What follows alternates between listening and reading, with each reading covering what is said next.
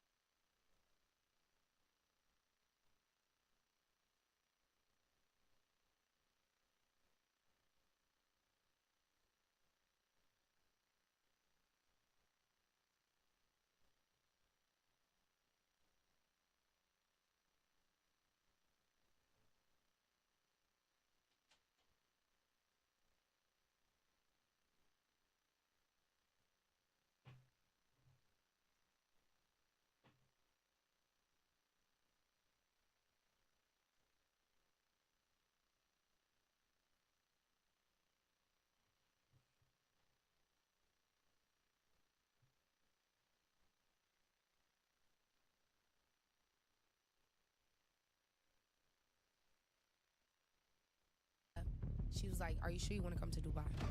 I was like, "Why wouldn't I come to Dubai?" She was like, "The scene tonight is gonna be worse." She was like, "I get for like 20, 30K by different men." different men do it. Oh. Like, I was petrified.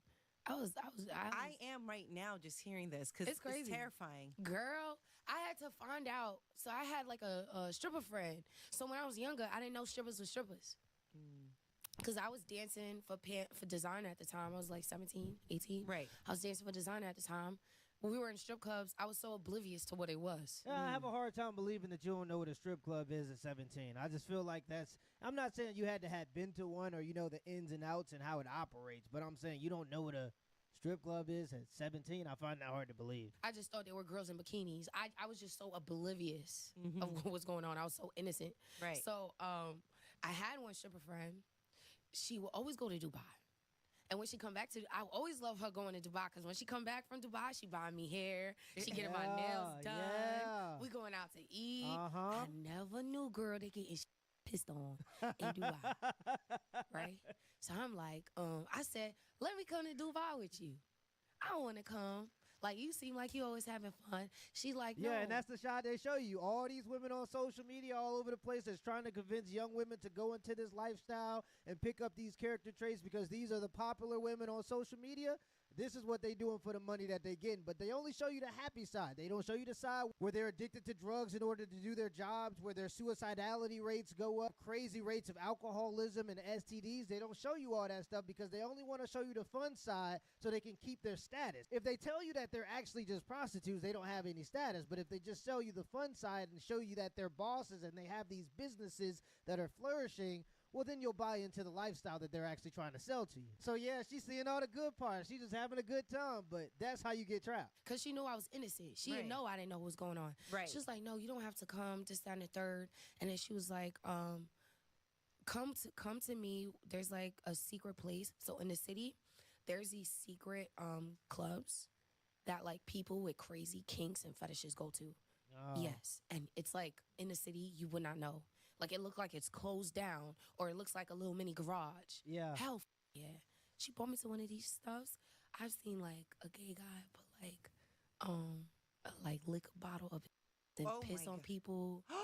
Yes, and they pay a lot of money for that. This isn't surprising to me because I know plenty of people who don't have money who do bad things. So I'm just trying to think of those types of people. Imagine if they had money, they had nobody to answer to. They have so much money that they're probably never going to spend it. And they find out that they can pay a certain amount of money to make young, pretty women do whatever they want with them sexually. I mean, isn't that a lot of the point with rich people buying luxurious things that other people can't afford in order to show their status to attract women a lot of times? So these dudes are just skipping all that stuff and just getting straight to the business. And to be honest, for a lot of these dudes, it's probably cheaper to just pay the price in order to do whatever you want than it is to actually try to go and court a woman. Especially because if you just court a woman, she's probably not going to be able to do this type of stuff. Now, I'm not saying this stuff is good, but I'm saying it obviously exists, and it's not really surprising to me that men who have this level of money decide to start indulging in all of their vices. Yeah, so they paying for privacy, and they paying for women to do whatever they want them to do and shut up about it. Why you think real wealthy people don't ever want to be famous? It's because you can't get away with as much. They start treating you like Shannon Sharp. I know. And you say I was exposed to that so oh, that's not good. yeah. That's not good. I was like, yo, is he peeing on them? She was like, yeah, they paid like $10,000 to get pissed on. Yeah. Yeah, it's like a whole stage. And it's like acts, different kinky acts. Like, and they're doing crazy.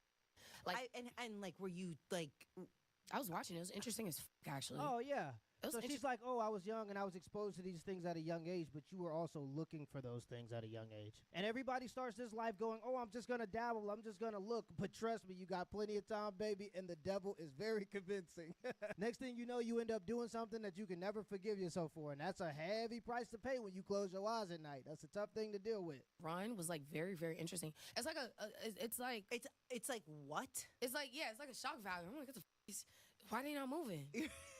You know, like, that's the first thing I'm thinking. I'm like, wait, this is interesting. Like, why are they not moving? They're like, oh, my God. And it's like men doing that. And it's like execs. It's like higher ups. It's like, people don't talk about yet. Have you been back to Dubai since?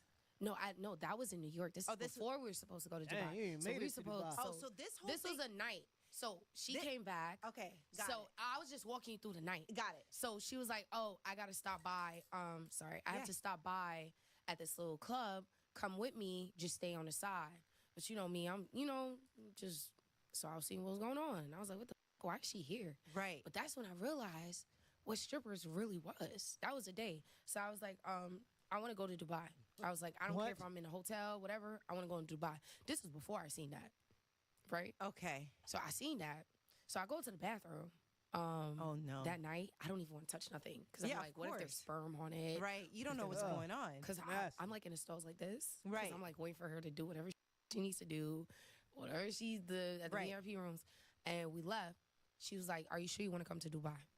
I was like, "Why wouldn't I come to Dubai?" She was like, "The scene tonight is gonna be worse." And I was like, "Other people are doing it?" And then she was like, "Yeah." And I was like, "What that got to do with me? If they do what they do, they ain't got nothing to do with me." Girl, I'm trying to go to Dubai. Every time I go to Dubai, I'm like 17. I'm like, every time we come back, I get my hair done. 17, that's so I'm not crazy. really thinking what's going on. Oh my gosh. I'm just like, I want to go to Dubai. Like, you know, I want to, like, if you going and working, I don't mind working too. It's crazy that if a man groomed a woman in this type of way, it would be seen as like egregious, but because it's a woman being the groomer in this story, it's just kind of water under the bridge. It's very interesting because women actually have more power and ease to groom women to do things because women naturally trust women a little bit more. So oftentimes when you see actual groomers that are trying to get women into sex trafficking or sex work of some sort, it's usually women that are the ones doing the grooming. Feel bad you always working and then you're taking care of me. I'm a kind of friend, like, I don't mind working too or whatever you do. Right. She didn't tell me what she do. Girl, we are about to get into the private jet. And she was like, I gotta be honest with you. She was like, I get on and pissed on for like 20, 30K by different men. And different men do it. Like, Oh my at one God. time. Crazy. Yeah. And I was like, you dirty. Ugh. You dirty. I was like, Hello. you dirty. Not only is you bringing me to some weird ass where mother getting pissed on, Right. you wouldn't even have the audacity to tell me that this whole time that I've been hugging you, kissing you on the cheek, we Drinking probably been cups. sharing the same spoons. And Yeah. you out here eating. You out here getting shit on. Crazy. Like, could you imagine what that is for me at 18 to hear that? I was like, what do you mean you get pissed on? She was like, I got to be honest with you because you keep bothering me because you want to be so nosy and you want Right. to know what the fuck I'm doing in Dubai. She was like, I get shitted on by about 10 men. Not only do we get shitted on, they have us open our mouths. Crazy. Ugh. In that moment, did you get on the private jet? Are you crazy? I pissed on myself. I said, yo, give me the bath. We got to go to the bathroom real quick. Yeah. Because I couldn't believe, I could have sworn like we shared a straw here and there.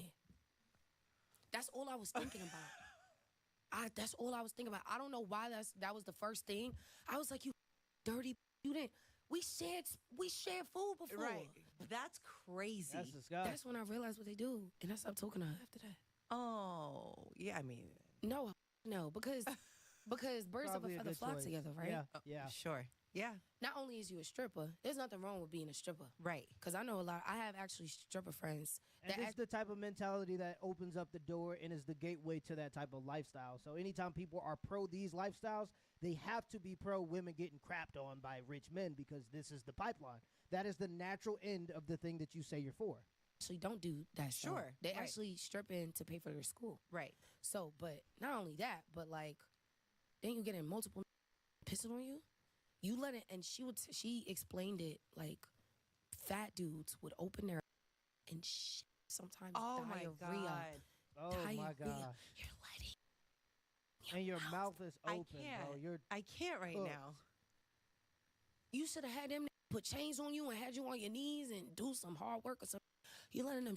That's no. And some dude's just watching her on Instagram, wishing that he could kiss her one day or one day be with her, and maybe one day he will end up being with her. And the woman that he's kissing when he says "I do" will be a woman that had poop in her mouth by some rich guy in Dubai for a couple grand. 20 or 30 grand is not even life-changing money, especially when you live this type of lifestyle, a fast lifestyle where you have very high maintenance and you have to impress people with your status symbols like purses and cars and stuff like that. 20, 30 grand, it flies out the window. I'm sure it gets easier and easier every time you do it because you lose a little piece of yourself every time you do it. No. And No. then she would say it would be like a row of them, and it would be all of them doing it. It was like she explained it to me, and that's why she would be on private jets. Crazy. I Like I said, the mean- lifestyle you see Right. There's a price. I just found out so much from you. I learned so much today from you. Oh, girl, I'm like a girl. I got stories for days. I have learned so much, and I have questioned humanity today. I have, like, You just have to have a strong, like, willpower and a mental, like, for the industry. For sure. Because you don't know what the next person is going through, and sometimes they got to do things. So I do give them grace. Right. That's yeah, no, her hair and nails done, and she's buying luxury bags and purses and stuff like that. She's not doing that for school. She's doing it because she's a materialist, and she's selling a piece of her soul, something she'll never get back, so that she can have a nice purse. Oftentimes, people who say they do these types of things out of necessity don't have to do them. They could go get a job at McDonald's. They just don't want to smell like French fries. I guess they rather smell like truly thoughtful of you, right? and like honestly, that's very nice, because a lot of times people are so quick to judge, but it's like you don't know what somebody's going through. Yeah, you don't know. The only reason I judge that is because I know we shared a spoon before. No, you don't understand. That's what you're upset. Yeah, that's you what don't understand. Do you know how crazy that is? That is crazy. You know, after that day, I never share spoons. Never. I never. You can't even. If you take a drink of, I don't care. You could be my sister. I'll give you the cup and you can have it. Till that day, till this day, I'm traumatized. Like I don't let. Nothing. No. We don't share nothing. No. So there you have it, guys, and that's why I tell a lot of young women that the lifestyle that you see on your phone screen isn't something that you should try to live up to, because you're not willing to do the things that these people are willing to do in order to get the things that these people have. Instagram doesn't pay a crazy amount of money, so a lot of those people who have huge followings and a luxurious life, especially the women, especially when they say they have their business in their bio, they're getting flown out just to sleep with men. Let me know in the comments below if this video was a W or L, and give me the HBO special. That's a Help Brother Out special. Hit the like and the subscribe button for more content. Till next time.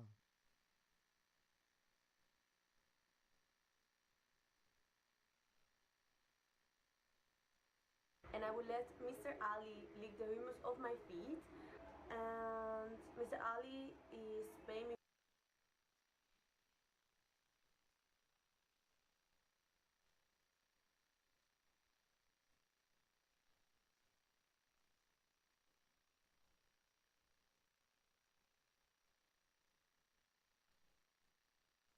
Yeah. Why is it always these white characters that seem continually to get erased time and time and time again? You wouldn't want us race swapping a bunch of shit from some African fucking folklore, would you? Exactly. Is it a problem in Korean or Japanese media when they're telling stories like this? Well, there ain't enough white people in these stories. There ain't enough black people in these stories. Where you're just going to take these people who are clearly of a certain culture and a certain descent and a certain time period and just fucking change them in so many ways and bastardize them to an audience. And you have to call them out on their bullshit. It's totally shameless. Every time you think it can't get worse, it inevitably does. And you know by now that Hollywood hates us and wants us all to suffer in every conceivable way, which is proven by the advent and introduction of race swapping in recent years to major films. Who knew? Who knew that this would be something that, despite literally tens of millions of people protesting, that they would continue to do? Even if it's costing them tens of millions of dollars, they will continue to do this. It has failed time and time again, but hey, they're still gonna try it, and you almost got to give them credit. They know nobody likes it, but they're still doing it. And today, they're trying it with Helen of Troy. If you don't know who that is, I encourage you to open up Google right now, and or Firefox, whatever you use. I'm not judging. Get images of Helen of Troy on your screen. If you don't want to do it, I'll help you out. Described as the most beautiful woman in the world in Greek mythology, blonde hair, blue eyes, total mager. For no reason at all other than what I can assume is to piss off the viewers of the movie, has been replaced with this woman, Lupita Nyong'o.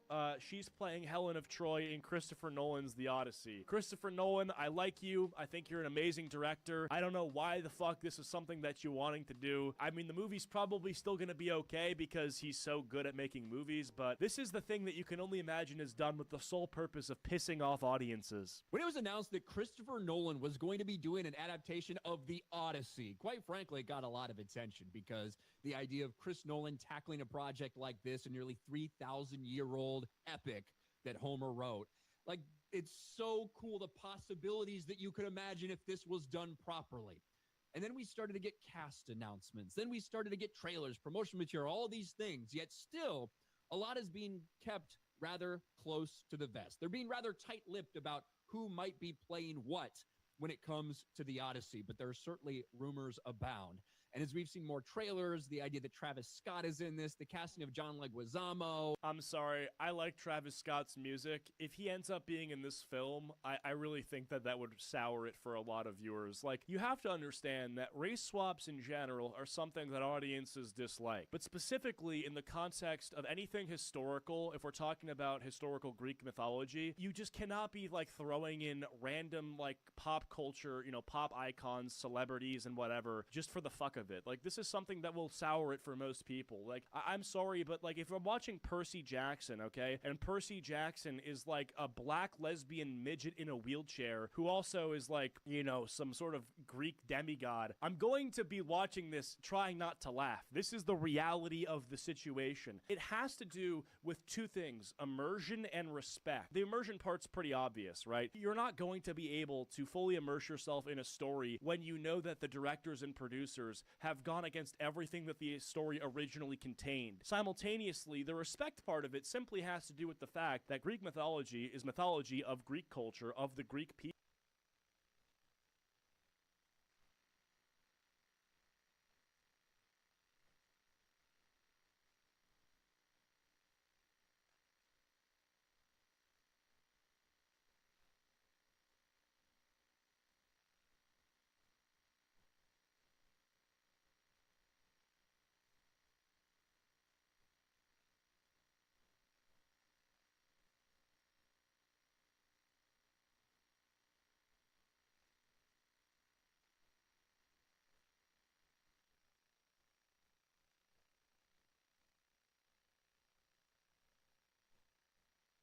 Hello everyone, I'm just going to give you a warning right now. What we're looking at today is worse than usual. Like, I know I always say, oh, this is bad, this is terrible, this is cringe, but like, genuinely, this is going to be one of the worst things we've ever looked at. So if you're eating like a hot soup right now, be careful because you might spill it on yourself looking at this.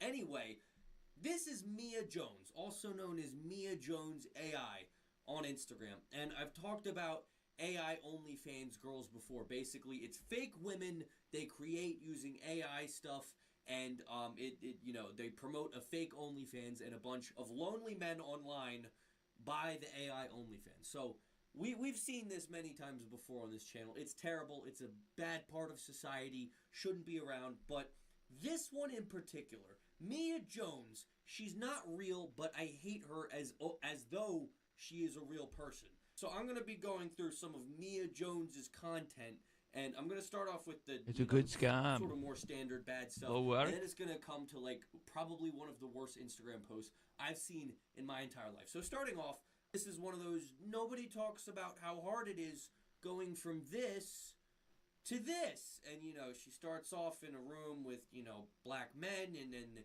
she has the black baby, and she has a husband, and she's sad. This is a regular tactic used by OnlyFans women.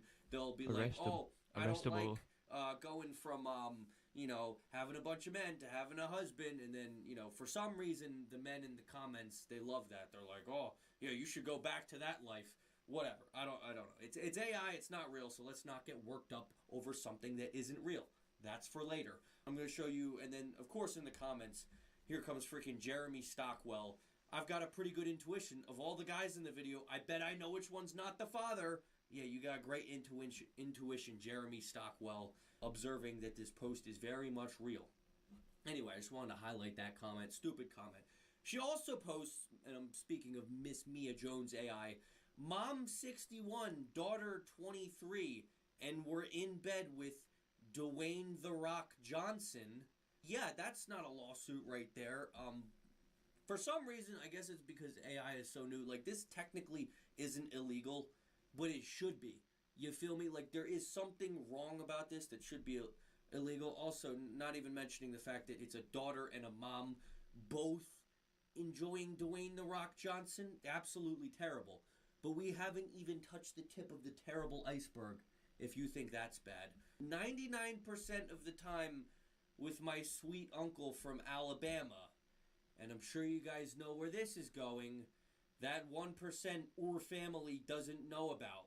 Like, the person who's making this, they're not even double checking the videos before they're posting them. That 1% or family doesn't know about.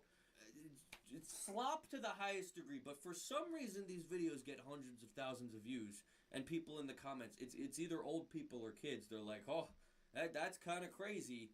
And then, somehow someone is making money off this. Somebody skipped out going to college so they could do this for a living. Can you believe that? That's an incredible concept to me, but a real one nonetheless. And we're going to start to get into this is bad territory. Me and my mom got stuck in the elevator with this random guy. What's possibly can happen? Worse grammar than a third grader. But, if you guessed they're going to have intercourse, you were right. 1 hour later, and this video had hundreds of thousands of views. I don't know why. I mean, even if it was real, like, why would you want to see that? I don't understand. Is this like attractive to people? I don't know. But somebody's sitting there with their AI tools making videos like these for all to see. I got through all the, this is stupid, this is bad type of stuff. And now's the part I warned you about. These next two posts I'm going to show you go from this is terrible and it shouldn't be there to the person who made this shouldn't be here.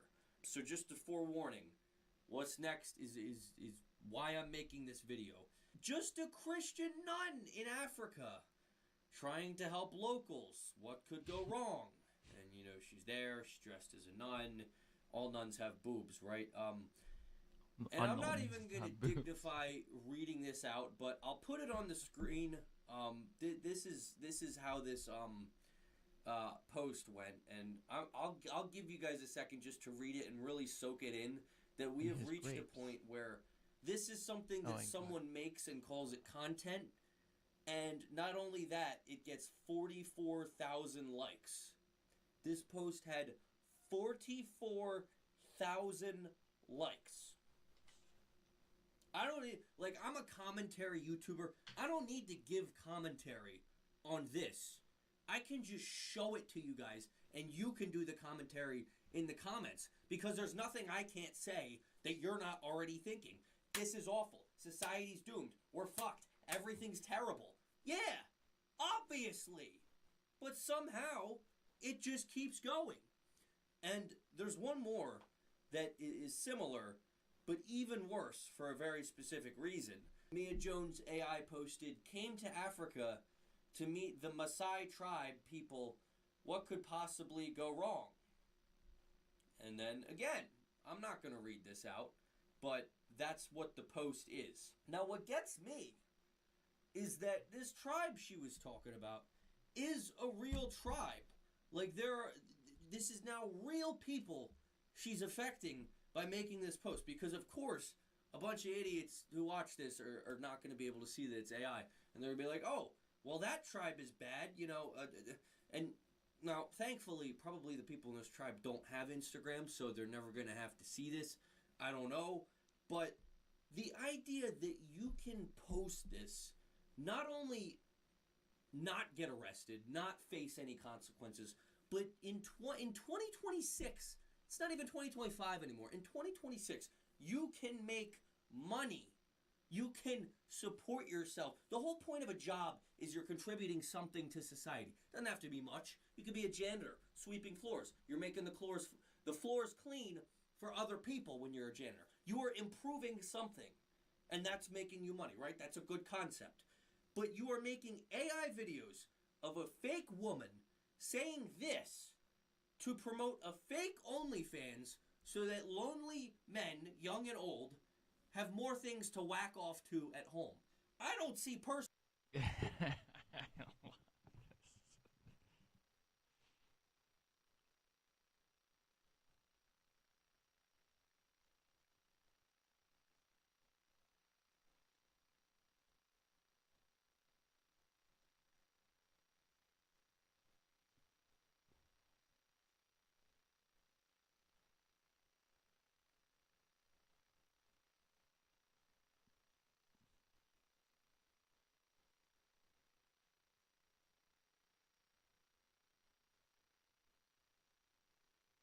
and I don't know how to stop. I don't even think like the taste is that good. I don't have self-control when it comes to Starbucks. I decided to go through my debit card and calculate how much I've spent on Starbucks in the entire year of 2025 is this much money.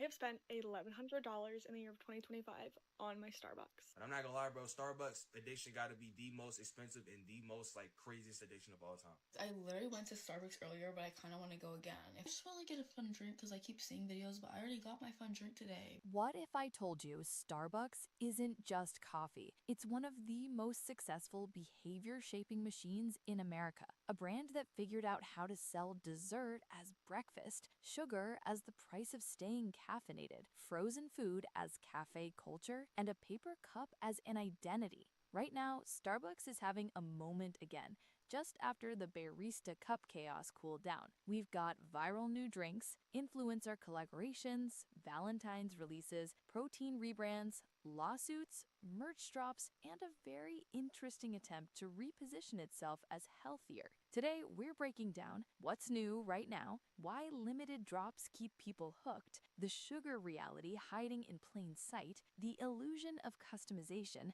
the frozen food truth, why cake pops are an easy add-on, how prices quietly crept into normal, and what this obsession says about American culture. This isn't about hating Starbucks. It's about asking why we keep going back. Let's get right into it. Starbucks came into 2026 moving fast. New drinks, new cups, new partnerships, new bakery items, and somehow a lawsuit too. Let's start with the obvious. Starbucks thrives on momentum. A few days ago, they dropped the Mr. Beast Cannonball Refresher. Trying the new Cannonball drink. Try Mr. Beast's new Cannonball drink with me. Try the Mr. Beast Cannonball drink with us. A neon, candy-colored drink that's basically a mashup of lemonade, strawberry acai refresher, and mango dragon fruit refresher. Topping has mango dragon fruit pieces and strawberry pieces. This collab isn't random.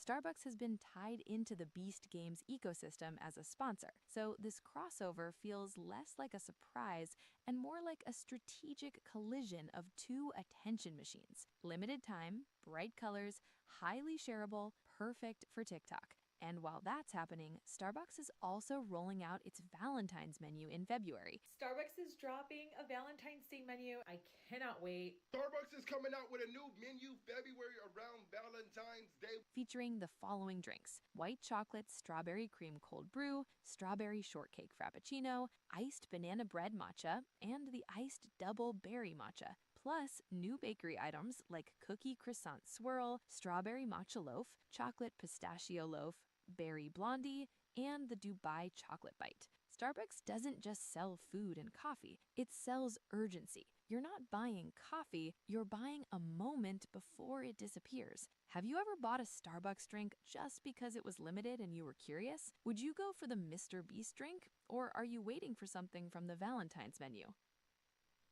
Now let's talk about cups, because Starbucks cups don't behave like cups. They behave like collectibles. In anticipation of Lunar New Year 2026, Starbucks released a limited edition cup collection inspired by the year of the fire horse, a zodiac sign that only comes around every 60 years. Bold reds, whimsical horse designs, clear messaging. Once it's gone, it's gone. This is the same playbook we saw with the barista cup chaos.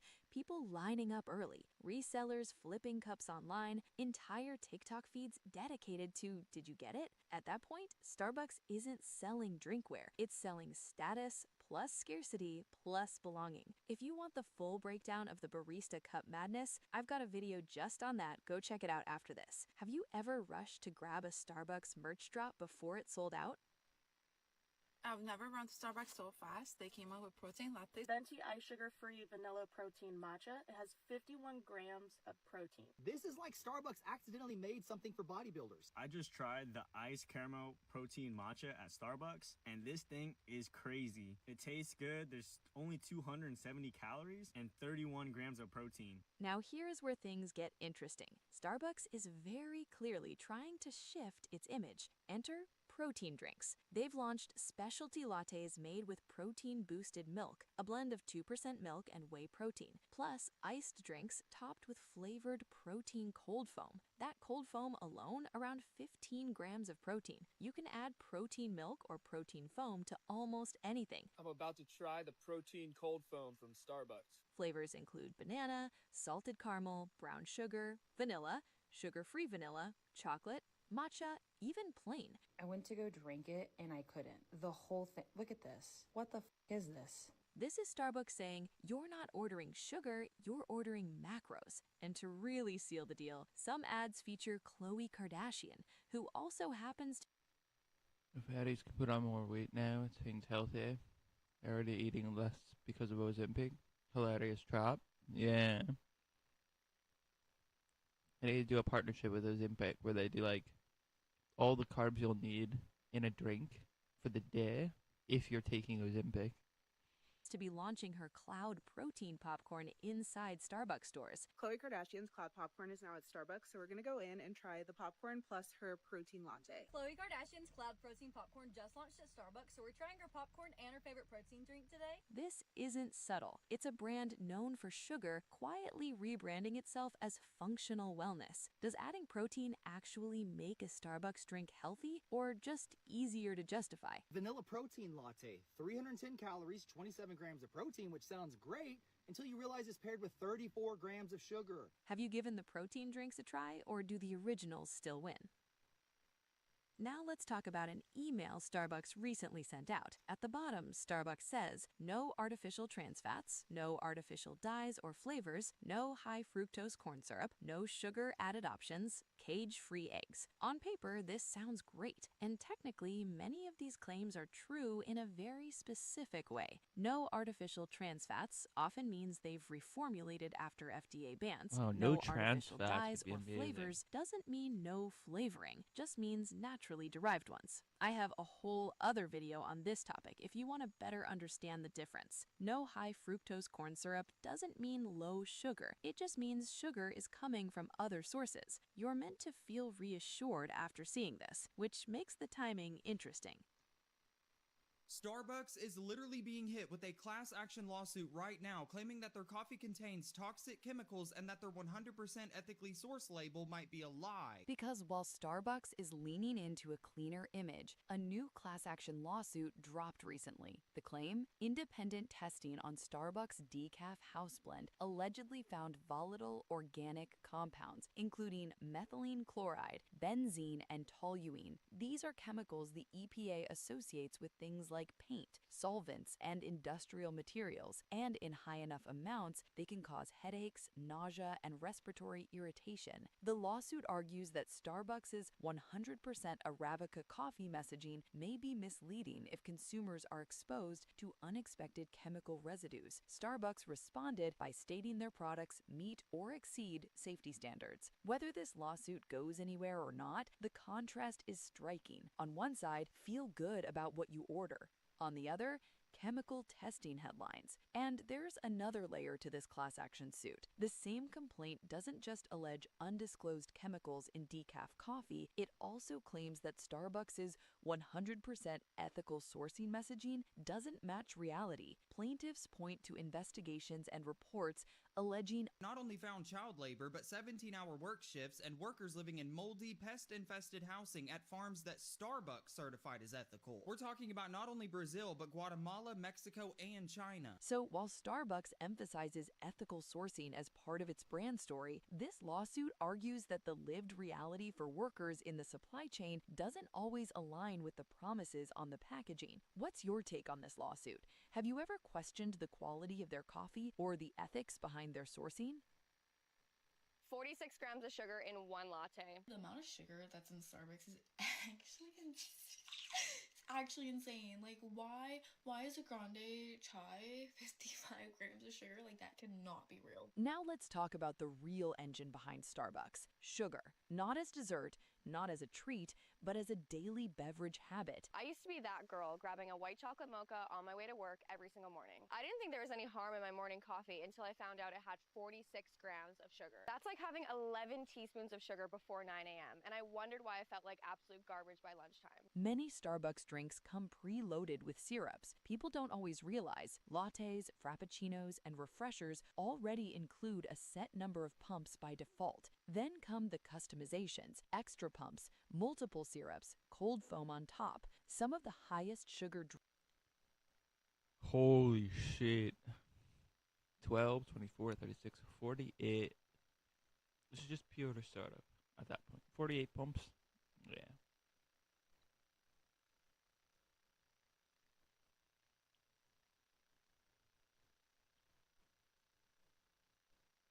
Man, the troglodytes.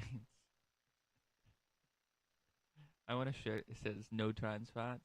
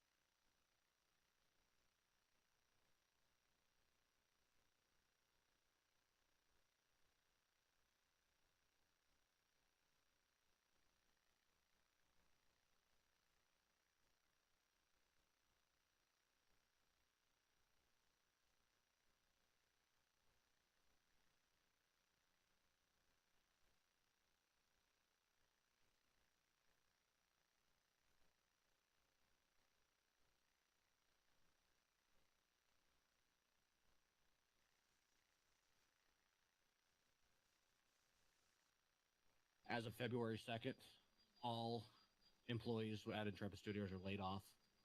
Steven also sent out his own heartfelt letter to the entire team. Steven had. Oh, this is about Ash's creation.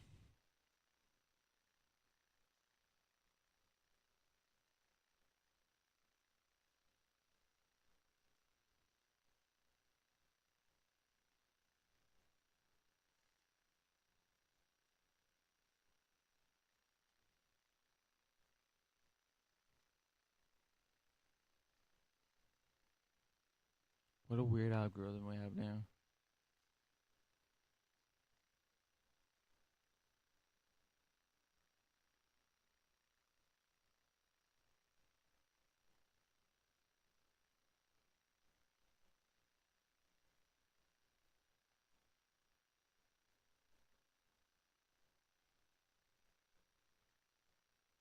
I hope to God that this video does not get taken down.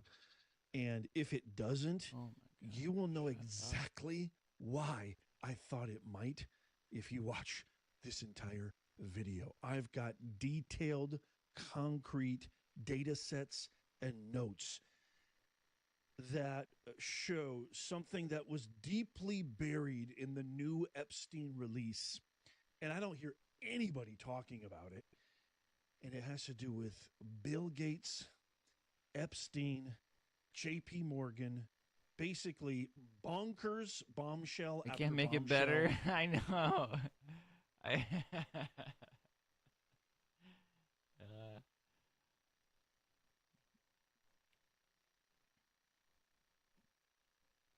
which includes some of the most elite, powerful people on Suffer planet through Earth.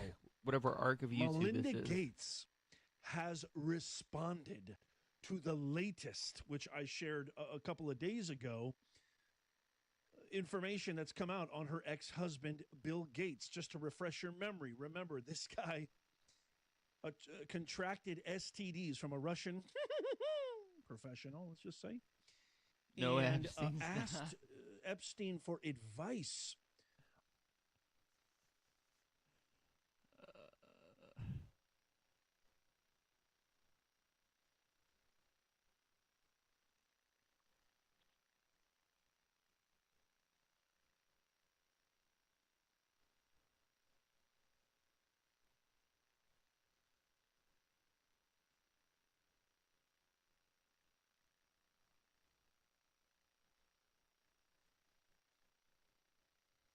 What's this guy been talking about lately?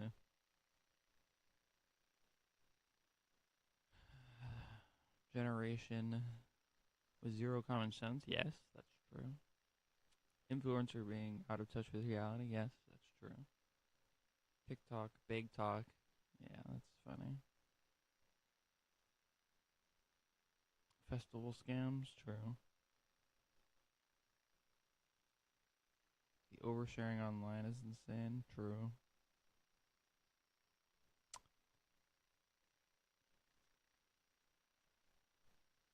Seven minutes ago. You that you Tell me how need to suppress your delusional women emotions are. and you need to perform this unrealistic expectation of what masculinity is, but none of you are happy. All of you are empty and miserable and walking around like robots, really and truly. What? So get out of this system, okay? Because the patriarchy has damaged you. It's made you entitled. It's made you see women as sexual objects. Oh, man them down. Listen, the content that I have for you guys here today is so ridiculous. It's so incredible. It's so stupid, and it's so delusional. I'll tell you guys at the onset of this content, if the U.S. doesn't stand up and put its balls out on the table, we will become the UK. Full stop. All right? we do not want to become. Where are we the putting our UK. balls?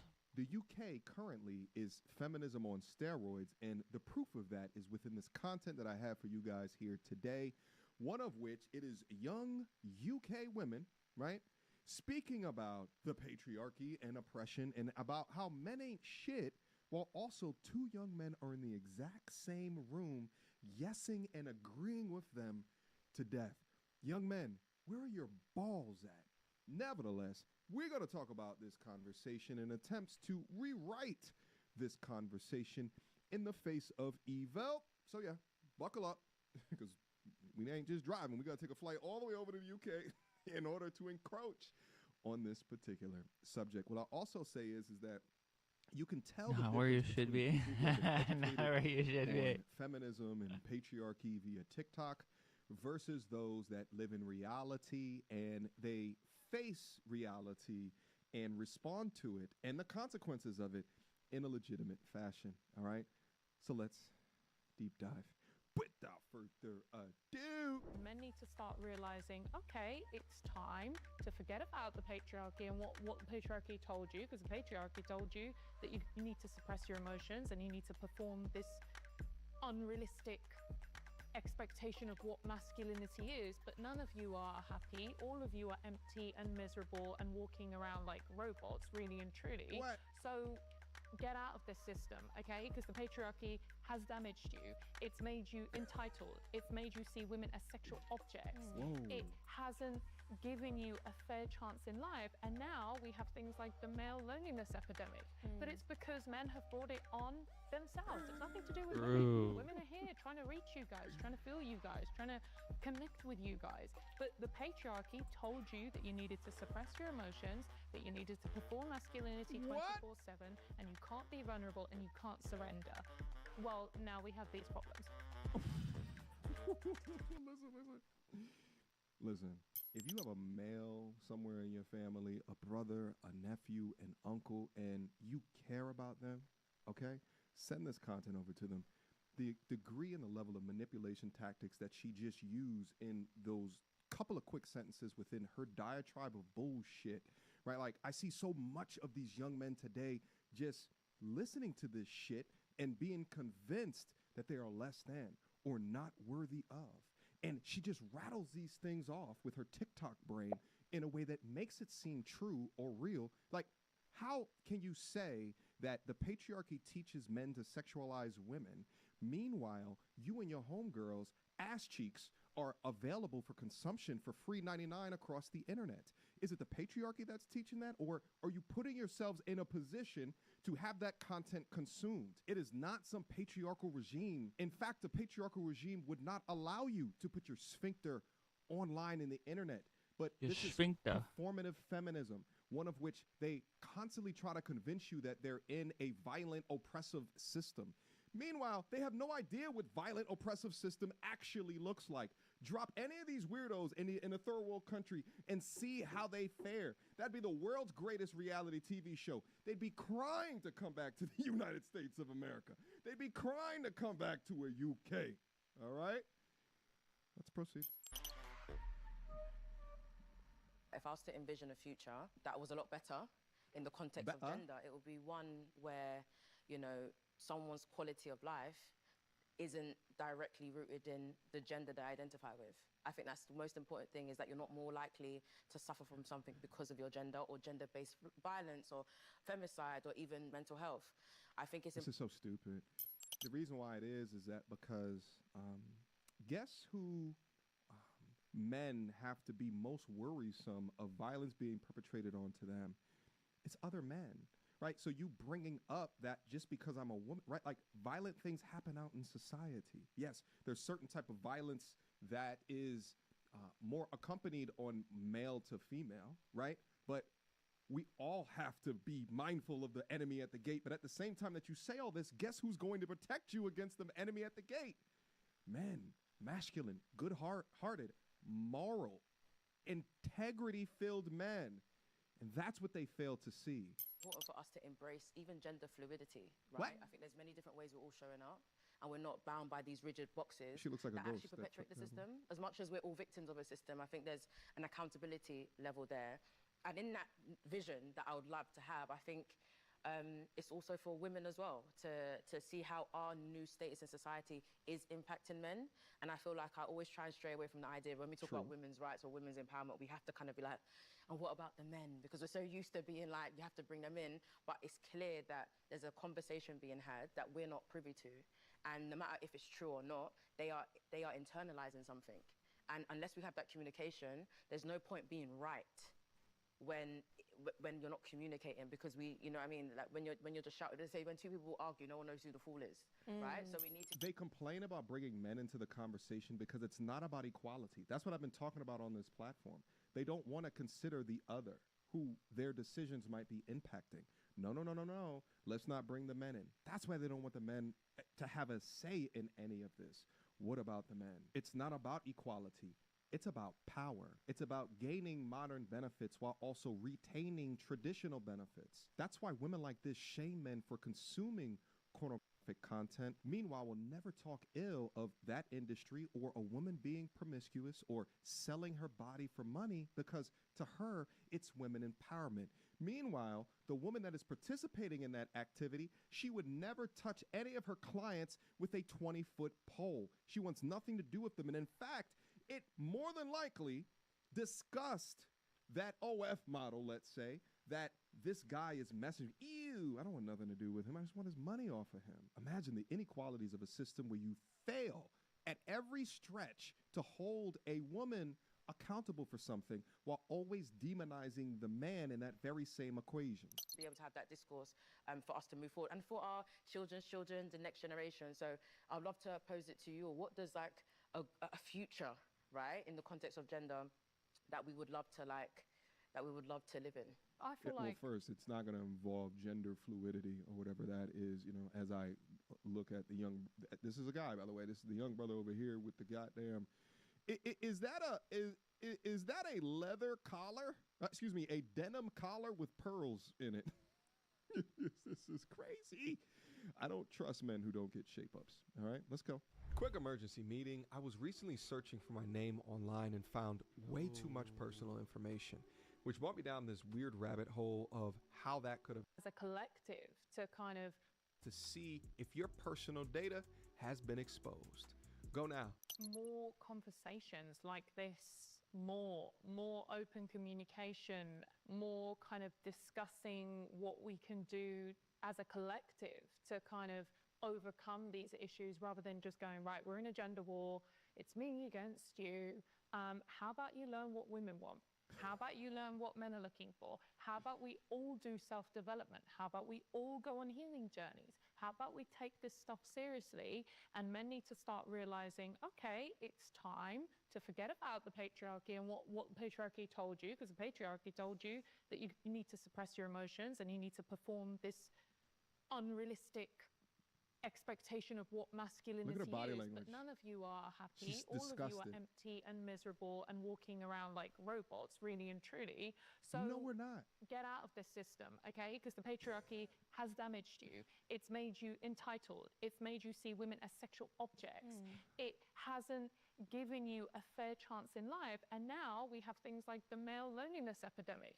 But it's because men have brought it on themselves. It's nothing to do with women. Women are here trying to reach you guys, trying to feel you guys, Bullshit. trying to connect with you guys. But the patriarchy told you that you needed to suppress your emotions, that you needed to Look at him perform agreeing. masculinity 24/7, and you can't be vulnerable and you can't surrender. Well, now we have these problems. So if we start now, and the younger you are, the better, right? And this is why I feel like Gen Z have got a great start at this, and this is why they seem to be having more better relationships and connections with people, because More they have better? more knowledge and they want to learn. So Andrew Tate is the one chatting him up. And they want the tools, and they want to, Gen Z are doing therapy. So let's move with the times. Men, it's okay to seek help. It is not okay to suffer. There is no shame in seeking therapy, in getting a mindset coach, in doing things like that, okay? getting a So I think mindset once we coach? do Oh, that, people are going to start feeling a bit more like, okay, we can connect with each other. Because there really is a wall, because men are not allowing women to reach them. They have this idea that, like, if I tell a woman about my true emotions, she's going to use them against me. She's going to weaponize them. But this is what the patriarchy told them. Women actually want men to open up. Women actually protect a man's spirit. They want you to drop the mask and be real with them. I would say... Okay, this is fascinating watching these men in this room yes her to death as she explains what she thinks is a fair point, all right? She's trying to convince us that patriarchy is the villain and that masculinity is the disease. In her world, men ain't shit, men are lonely, entitled, undeserving of, because they're not showing anything that is of value to women. We all see women as objects. We're being told that we're too strong, that we are not in control or in tune with our emotions, and that we are unable to live up to this high requirement of manhood. And somehow taking this much more feminine paradigm while being a man is going to be beneficial for men. She describes the male loneliness epidemic, which I describe as the male solitude epidemic. Solitude in it being that I choose to be on my own, as opposed to loneliness being that I don't want to be on my own. But she also forgets that the majority of these traits, which she might describe as toxic masculinity, these same traits are the ones that kept generations of women and children alive. Men who swallowed their fear, got over the feeling of being overwhelmed to protect their families, men who pushed the envelopes of invention through emotion to work jobs that they hated to substantiate a house where everybody can eat.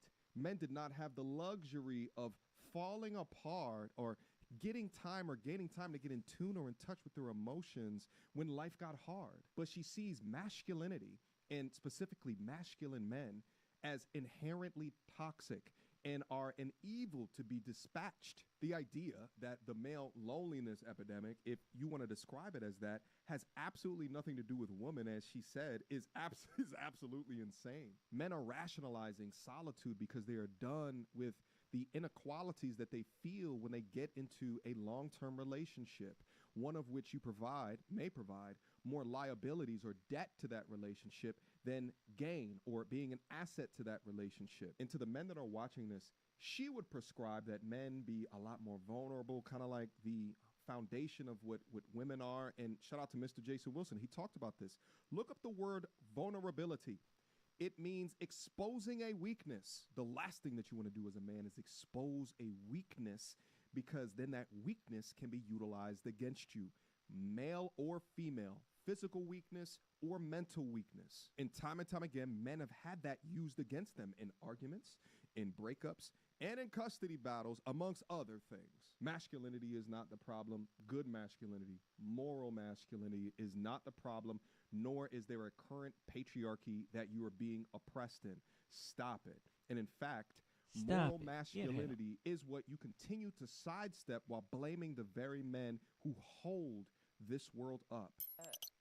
Safer environment for men and a safer environment for women, right? Because when you look at who Turn down the most makeup, men baby. are murdered by, like they're mostly murdered by men. And when you look at who most women are murdered by, they're mostly murdered by men, right? So just taking it back, like right to the root, like just safer environments for both is in thinking about why is it that, for example, a woman walking at home at night, if she sees another man, might cross the streets because she's worried about that she might be in danger. Why is it that, I think you mentioned before, like men who are rejected might move towards the right? Like why is there this entitlement, I guess, for access to women? A woman should never be scared of rejecting a man. I mean, there are obviously ways that you can say it, but you should never be Shout out scared to of saying Rhoda. that you're not interested in someone, because that's your own person, it's your own body, and it's your own personal space. So when I'm speaking about safety, I literally mean like being able to go out and do whatever the hell you want to do without being in fear of like whether you're going to get home that same night or not. And that goes to men and women, because most perpetrators of violence are men.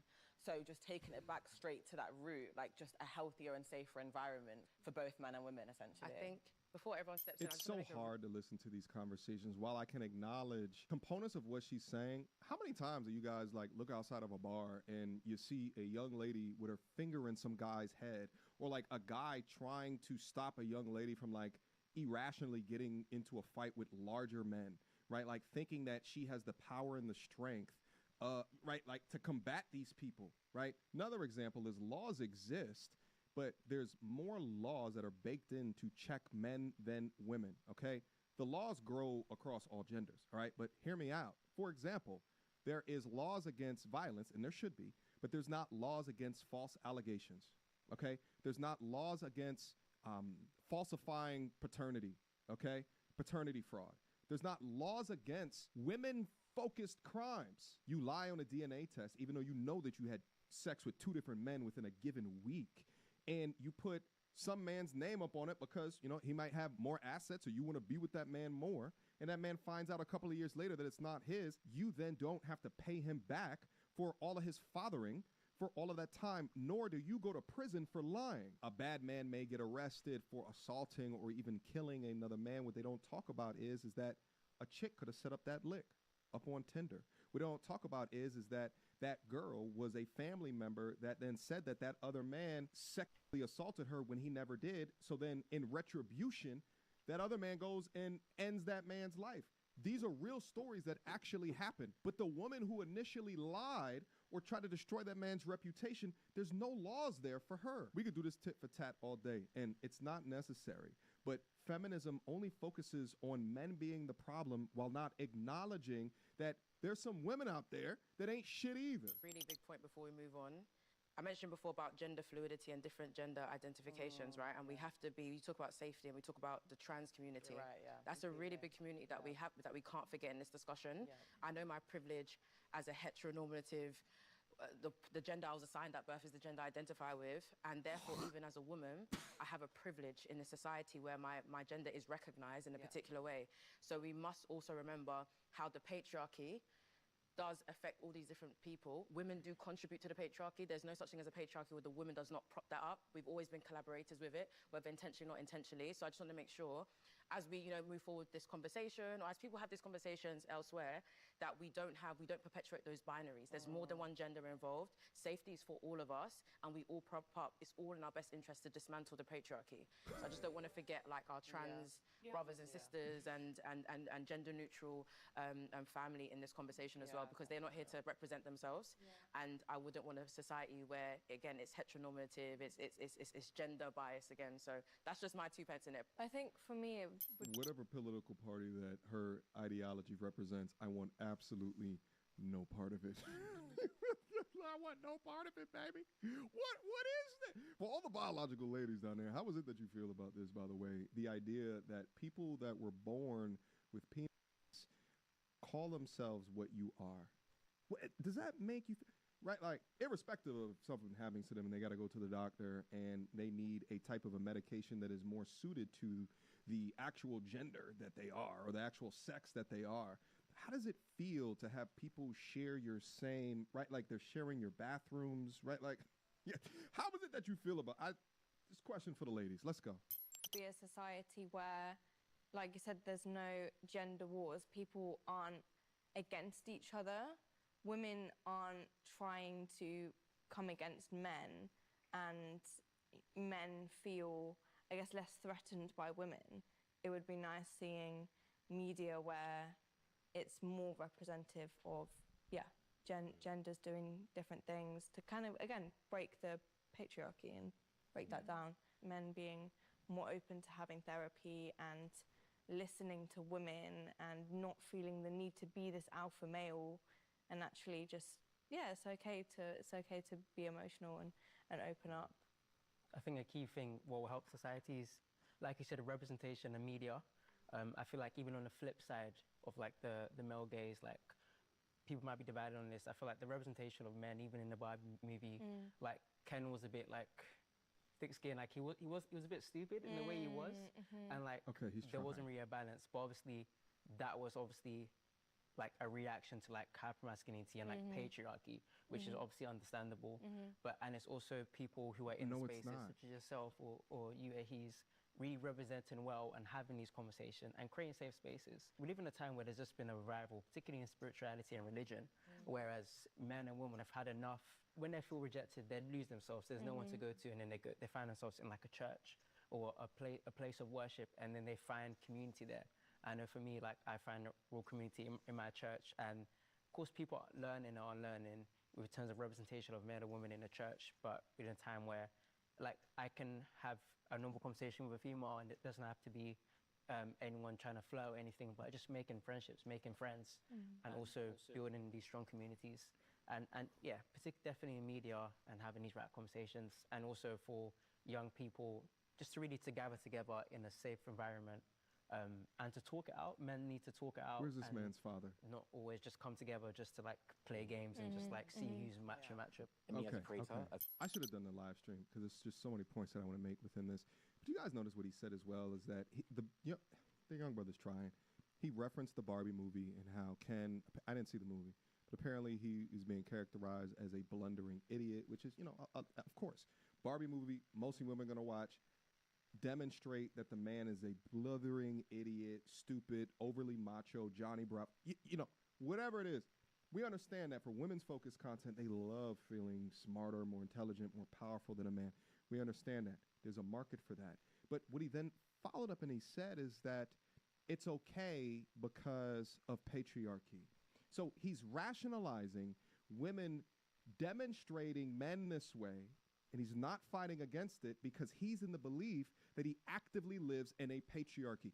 Aaron goes my entire point and why it is so critical that men put their young balls on the table and continue to be men. Because how can you take a look at our society here today and say that these women are oppressed? They're not oppressed. So you're rationalizing that as a man, you can be characterized as a blithering idiot. That's the problem. They're not oppressed.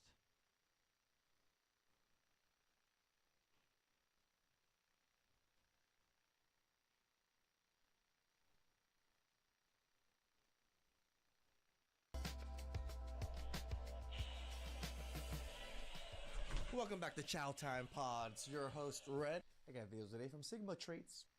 I regret every single one of my tattoos, all of them. When I got them, I was like, oh, this isn't something that I'm ever going to want off me. This is like a chapter in my life. This is something that I went through. It's a memory, so it's just going to be there. Tattoos are something that will make you feel uncomfortable and awkward as hell in situations that you never thought you were going to give a shit about, but really you do, because appearance does help people gauge what kind of person you are, what kind of lifestyle you live, and if they want to be associated with you or not. It can hinder you in job situations. It can hinder you in business dealings. It can hinder you in your child having friends with other people and their families because they're going to look at you and think whatever. And you I'll give you guys my example. My dad.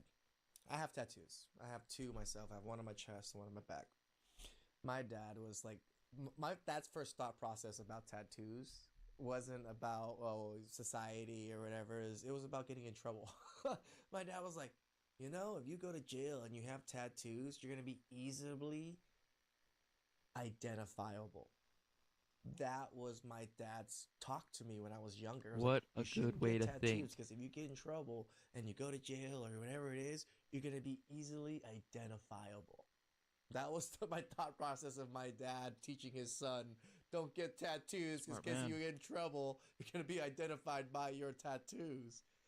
Not that, society is going to see you weird, or that tattoos might not be seen in a great light or anything like that. No, it's just you're going to be able to be identified through your tattoos. I thought that was the funniest thing, and then I got tattoos. Now I actually somewhat understand it because I've been booked twice since with tattoos. So I have mugshots and stuff of my tattoos. So I'm like, okay, I get it, Dad. I get it. You can always say, oh yeah, like I don't care what people think, it's not about them, it's about me. Young people, trust me when I tell you this, you will almost certainly regret all of your tattoos. True. Especially when you become a parent. I promise you're going to regret them. Very few people are not going to regret it. And that's if they have like smaller tattoos or tattoos with very meaningful sentiments attached to them. Like my chest tattoo and my back tattoo to me have a decent meaningful sentiment. But I still feel a little bit off. Like I kind of want to get rid of my chest tattoo, or at least make it look better because it's old. I got this tattoo when I was plan to go to jail. 19, 20 or so. Yeah, delinquent. Unless you are in the lifestyle of like tattoo artistry, when you're 40, you're going to regret it. And when you're 80, it's going to look like a blob on you. These things are an embarrassment. I'm ashamed. And I wish to hell I could get them off. You couldn't have told me shit when I was 23 years old. You couldn't have told me I wasn't going to love the tattoos for the rest of my life. Now I'm stuck with my birthday on my arm and a diamond next to it because I didn't know what to get, but I wanted something on my arm, and now it's just ridiculous. There's a lot. I was actually lucky because again, I grew up, in my neighborhood, and there was a lot. I knew a lot of World War II vets. A lot of World War II vets. They all had tattoos. Ugly, like blurry, that I couldn't tell what the hell they were tattoos. And that's when I kind of was just like, oh yeah, tattoos just don't really age well because your skin doesn't age well. A lot of situations where I meet people and I go to shake their hand and they see all this stuff, and I just know they're formulating like some sort of idea of who I am. And I know that tattoos should not be an indication of your character or your lifestyle. Sure. But we are living in reality, not Delulu land. So we are going to understand and agree right now that it is. When you see him, it is. When I see him, it is. You deduce what you're dealing with based on the person's physical appearance. I hope Judging books by their covers. Like, this is such a stupid thing sometimes. Don't judge a book by its cover. The author or whatever created this cover for a particular reason for this book. I'm going to judge the crap out of it. De-influence somebody, and I hope that person's not going to get a tattoo because of me. So check out those 18-month ones that fade. It's your best bet. Love y'all. See you later. Tattoos are a permanent reminder of a temporary mindset. Yep. So as I get older, I regret my tattoos more and more. This is not to shame anybody with tattoos. Yeah, hers is even worse because she got those neck ones. Once you're getting tattoos up in this area, you're not even in normal society anymore. Now you're in like this weird tattoo subset of people in society because most people are kind of like weirded and scared by people that just have so much tattoos on their necks like this. I know quite a bit of people that just stay away from people with that much tattoos. Doesn't matter if you look nice or not. It's just the idea of tattoos. And it sucks because with other races, it's even worse. Like Asians view tattoos very specifically a certain way. And they're not going to really change that. Like more elderly Asians, Cambodians, Chinese, and all that, they're going to see you a certain light. Just purely off tattoos itself. Doesn't matter if it's a cutesy tattoo, but it matters how much is all on you, though. Tattoos, this is not a knock on them. I do think they're beautiful. But this is something that in the last couple of years has been a thing for me. Of course. And there are days where I wish I was not covered in tattoos. Like some days I want to cry because I have them.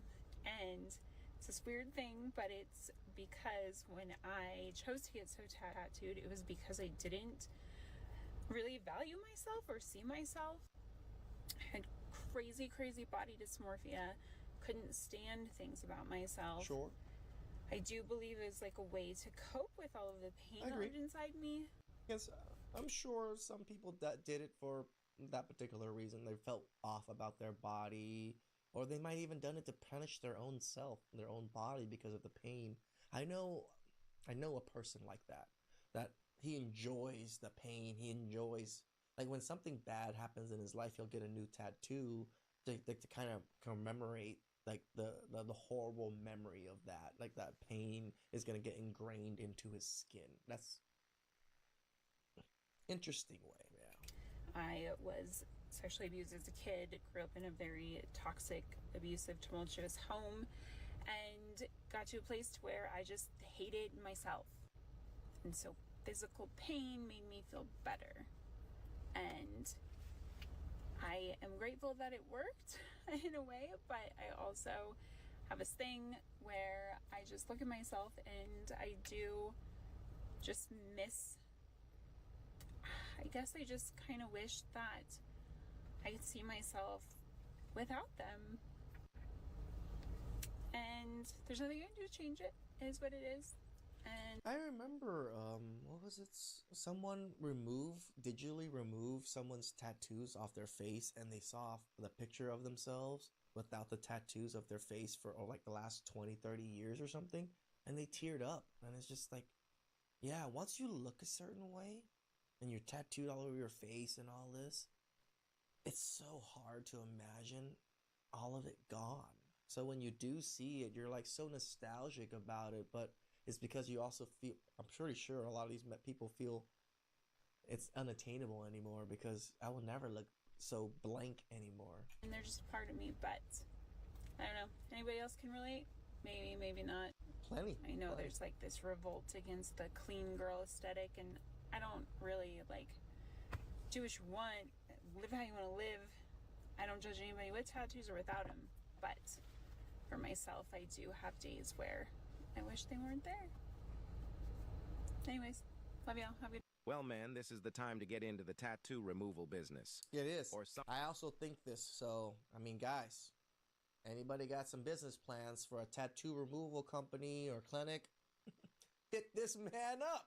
Someone needs to come up with a 10-year tattoo. They would end up being a billionaire. Good morning, you guys. Transparency post.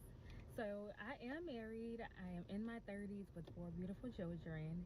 I think one of my biggest regrets in my life, I'll be honest, you guys, is my tattoos. Like, I literally hate my tattoos. Not only do I hate my tattoos, I think I hate the places that I chose to get them when I was younger. I remember my mom. I mean, especially when it's on your forearms and stuff, it's so hard to cover that area up all the time. For men, we can wear long sleeves all the time, and it'd be a little bit better, but women, they wear a lot of short sleeves, so you're never going to be able to fully cover that up all the time. Did not want me to get tattoos. Like, don't get tattoos. She did not want me with tattoos on my body, and obviously me being hard-headed, I decided Same to girl. I will be and drinking now I'm living tonight. in my 30s, y'all, regretting my tattoos every Is that a day. warning or a I was threat? just doing what I wanted to do, and now I'm living with it. I even have to find clothes that actually cover up my tattoos. I've grown so much as a person and as a woman, and looking back at my younger days is like, I couldn't even tell you guys Threat. why I like I it. chose to get those tattoos.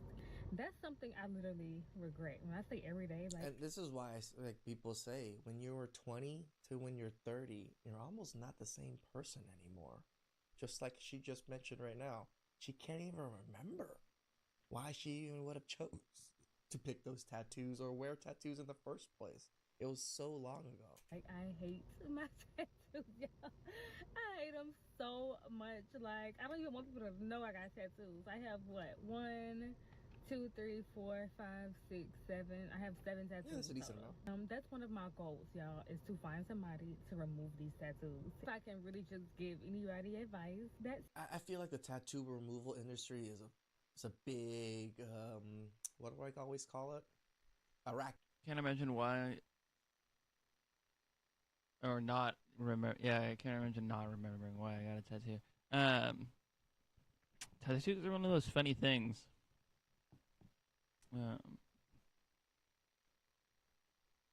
Maybe it's because I'm an art guy. I think tattoos are really cool. I definitely think you can get bad tattoos for you, because you're definitely memorializing a statement that may not always be true about yourself. That's why the only tattoo I have on me is just like my family crest. And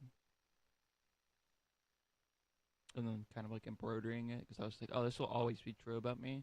But that I like tattoos in general on people. I think it's very cool because they wanted a specific tattoo. Yeah,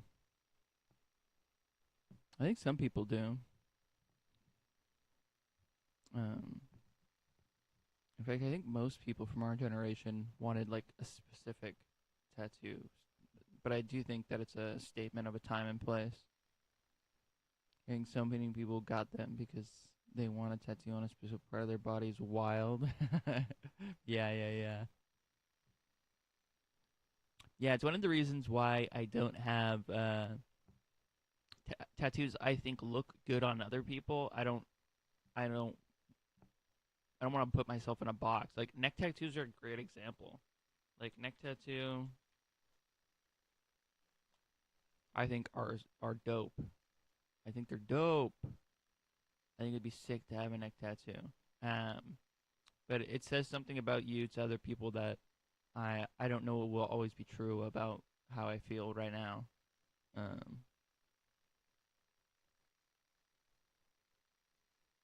There's other ones like that too. Neck tattoos, done well, really cool. Yeah, there's lots of tattoos like that that I think are cool, but I don't know if I'll always think that they're cool or appropriate in my life. That's why I haven't got them, or I would have already got them. I can't think of one other. The only tattoo that I think that I still want is our marriage rings tattooed. And then more fantasy things. You know, I'll always be open to that. That's something that's been consistent throughout my life. I wouldn't mind more like knight's armor stuff. That would be very particular to stand the test of time. Yeah. There's probably a good way that I could do like some kind of neck tattoo. I would just have to put a lot of time and effort into thinking about, because there'd have to be some way I'd be comfortable concealing it. I'd love to get dragons still one day. Yeah, dragons are a good one.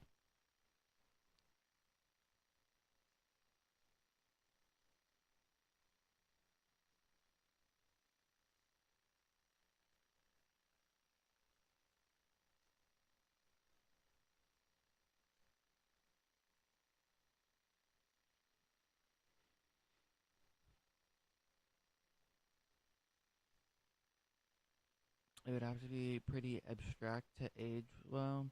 Yeah. There's like if I did a dragon tattoo, it would have to be like dragon tapestry. And I'd want it to be like a real one.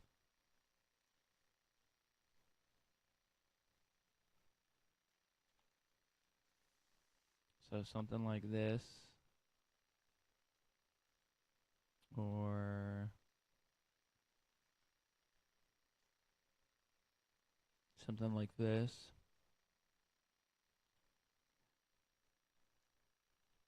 Oh, the neck tattoo would have to be striking by the age. Well, yeah.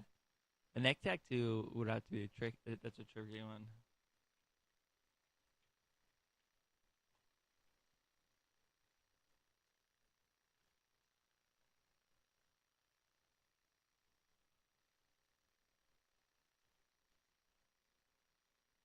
Yeah, it'd have to be something. It'd have to be something that built into my other pieces, I think.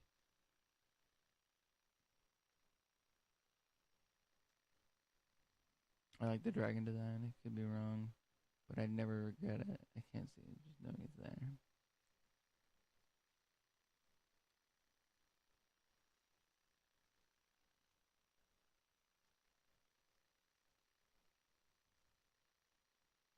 Yo, just combine them. Dragon neck tattoo. I want Ren and Shaw from that Avatar episode with the crazy color fire on my back. Yeah. Was it Ren and Shaw?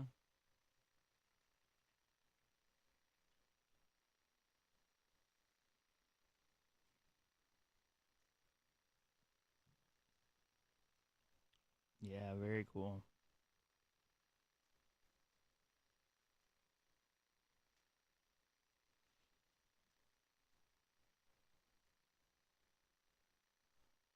It's on the magic card perfectly. Oh, is it?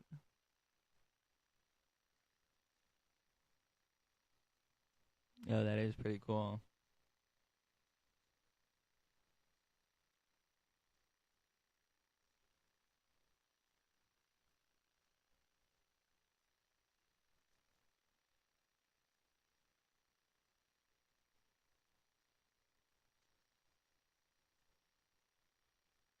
Blowing the fire up. Yeah, that one. Yeah, it's a good one.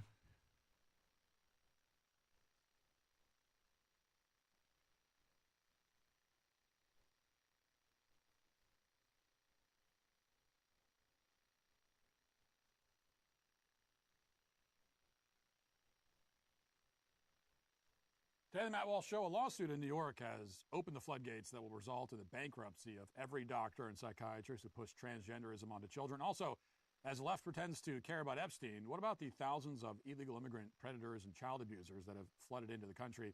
And Lady Gaga attacks Trump's immigration policies in Japan. But do you know who has even stricter immigration policies? Well, Japan. Plus, what is FAFO parenting? The media tells us it's a new parenting trend, except that it isn't new. And it isn't a trend. We'll talk about all that and more today on The Matt Walsh Show.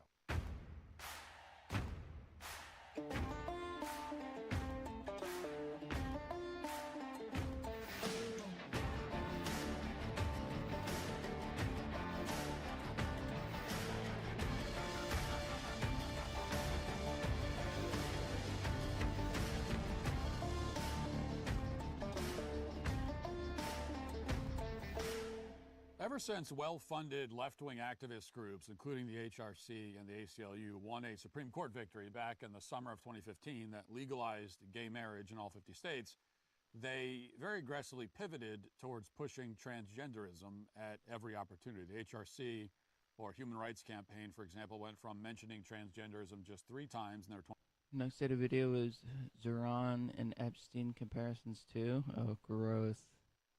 I'd say the last time someone came from nowhere was Obama, so they probably trying to make him president. But he wasn't born here, but supposedly Obama wasn't either. Yeah. Yeah, I think the Zoran thing, I'm a fucking, I love it. I love it. They're all true. They matter as well be at this point, man. They matter as well be. 2014 annual report to more than 30 times. I definitely think that he's some kind of plant. In 2015. Today, transgender issues are still all over their website. The HRC also started publicly counting the number of so-called trans people who were supposedly murdered in cold blood, while omitting the fact that all of their alleged victims, at least the ones who weren't in a pre-existing romantic relationship with their attacker were either prostitutes or violent felons who were trying to murder police officers, it was always fairly clear why the activists on the left carried out this pivot. From a financial perspective, the activist groups needed a new fundraising pitch. They couldn't demand equality for homosexuals anymore since gays had achieved, quote unquote, equality, allegedly. So the plight of self-described transgenders seemed like a natural next step. And on top of that, transgenderism also advanced the main plank of modern leftism, which is that truth is relative and my personal truth is just as valid as the objective truth. It also advances the idea that biology doesn't exist and your inherent traits are irrelevant. The left implemented affirmative action on the fiction that inferior candidates were, simply held back by racism rather than their natural talents or lack thereof. The left imported millions of foreigners from the third world on the theory that if we simply introduce them to civilization. The trans thing super blackmailed me. Reading Epstein's email about that was harrowing. He talked like a science experiment, so gross, because it was designed the best sexual entity. Definitely to push on children. I couldn't watch after that. Yeah, I can definitely see that for sure. He gave money to doctors starting to do surgeries. Oh, that's pretty gross. They would suddenly thrive instead of turning civilization into a replica of the hellholes they came from, which of course is what happened. And so it followed that the left would also claim that, in fact, there's no actual difference between men and women. Women are just as capable as men in the workforce and athletics and so on. You can decide in the span of 5 minutes that you're a man, then you can switch to, being a woman, and then you can go back to being a man again, and on and on and on. In short, modern leftists believe that they can play God. They think they can eliminate natural, God-given differences among large groups of people simply by stating that they're erasing those differences or the differences don't exist and mixing in a flurry of semantics and cancellation campaigns, mass shootings, and impotent online rage. Now, in order to... I couldn't imagine buying into trans just to find out it was unequivocally an evil plan. I can imagine buying into it in general, but in that context, goddamn. Yeah.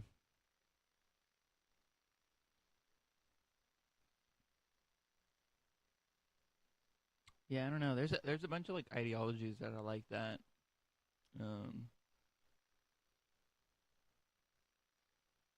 That I think are inherently like an evil end goal, but like getting there is not, you don't do a lot of damage to your soul getting there, and how much accountability you should have along the way.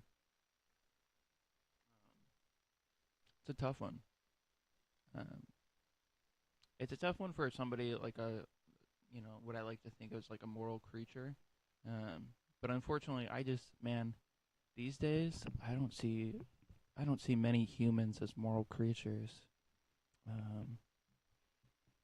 So I don't really like to put my expectations for what I would do for myself, or the things I would hold maybe you to these people at all. I don't know.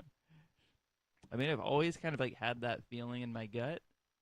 I've just never had like as much intellectual data points to be like, oh, just, these people aren't humans.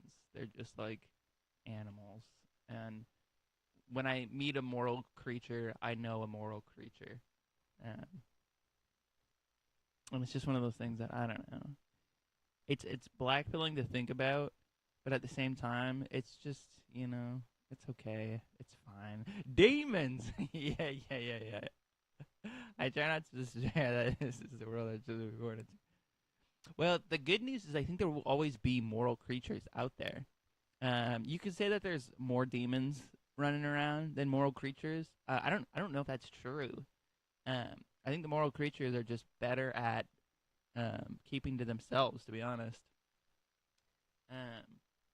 But the demons, they're loud and proud, so it just feels like there's more of them. But I wouldn't be surprised if it was just like a 50-50 split, baby. That's my optimism, is that it's a 50-50 split. There's 50, 50% of the population are moral creatures worthy of respect, and then 50% of them are demons. In order to defeat this ideology, which was always the antithesis of logic and science and, Christian morality and basic human decency, two distinct kinds of responses were necessary. The first response, the fight that some of us undertook years ago, was to attack trans ideology on an intellectual and cultural level. As it turns out, if you simply ask self-described experts to define the words they're using, simple words like men and women, as we do in our movie, they'll instantly transform into bumbling, hostile, incoherent lunatics who desperately want to get as far away from you as they possibly can. It doesn't matter if you're talking to a college professor or a random protester at the Women's March. None of these people are capable of defending their ideology because their ideology is total nonsense. It's incoherent. Additionally, we investigated Vanderbilt, exposed the barbarism of their gender clinic, and so on. None of it withstood any scrutiny. The minute these people were exposed, they caved. And then, based largely on our reporting, we won a major victory at the Supreme Court, which allowed states to keep their laws banning child butchery in the name of quote-unquote gender-affirming care. So that's the intellectual and cultural side of the fight. But there's another important facet of this war, which is financial. And that's because for leftists, morality and logical reasoning simply don't matter. You can convince sane people that gender ideology is demented and evil, but it's impossible to convince the leftists of anything, really. The only way they ever are going to stop butchering children and not to mention mentally disturbed adults is if they felt that they might get bankrupted for doing so. So the law needed to change at some level to enable the financial ruin of any doctor who participated in the mutilation of a child. And in the absence of a nationwide ban on gender butchery passed by Congress, the only way we would ever see that kind of change is through the courts. Some court somewhere needed to find a fake gender doctor financially liable for the harm that was done to a child. Well, on January 30th, in a courtroom in New York, after many years of waiting, that kind of ruling finally came down. So this is a big deal. For the first time, a jury decided after a trial to hold two gender doctors, a psychiatrist and a plastic surgeon, liable for disfiguring a young woman when she was just 16 years old. The victim, who is now 22 years old, was awarded $1.6 million for past and future pain and suffering, as well as $400,000 for future medical expenses. A psychologist who pushed the treatment was found 70% liable, and the surgeon was found 30% liable. Now, this case is unequivocally a massive victory in the fight to end the blight of trans ideology in the United States. The award should have been 100 times higher, 1,000 times higher, but it's a major win regardless. It dramatically raises the cost of performing these barbaric procedures on children who can't possibly consent to them. It raises the specter of massive liability for any doctor who carves up the healthy body parts of any man, woman, or child in order to affirm a delusion. Malpractice insurance just got a lot more expensive for these butchers. Now, at the same time, there's an important element of this case that isn't being discussed very much in the mainstream media. Here's a Fox segment to show you what I mean. For example, watch. Landmark medical ruling where a woman who detransitioned after identifying as a male in her teenage years winning a $2 million malpractice suit. Mike Emanuel's got the story from here. And what is that, Mike? What happened? Bill, good morning to you. That is one of more than 24 detransitioner lawsuits moving through our courts nationwide. The case you mentioned, which is under seal, reportedly involves a minor who identifies as a boy and sued New York doctors for leaving her, quote, disfigured for life. The question is how the verdict in the one case will impact the dozens of other cases.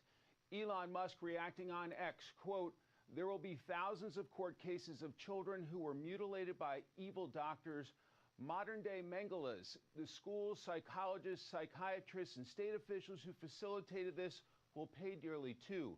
Mengele is a reference to the Nazi doctor known as the Angel of Death.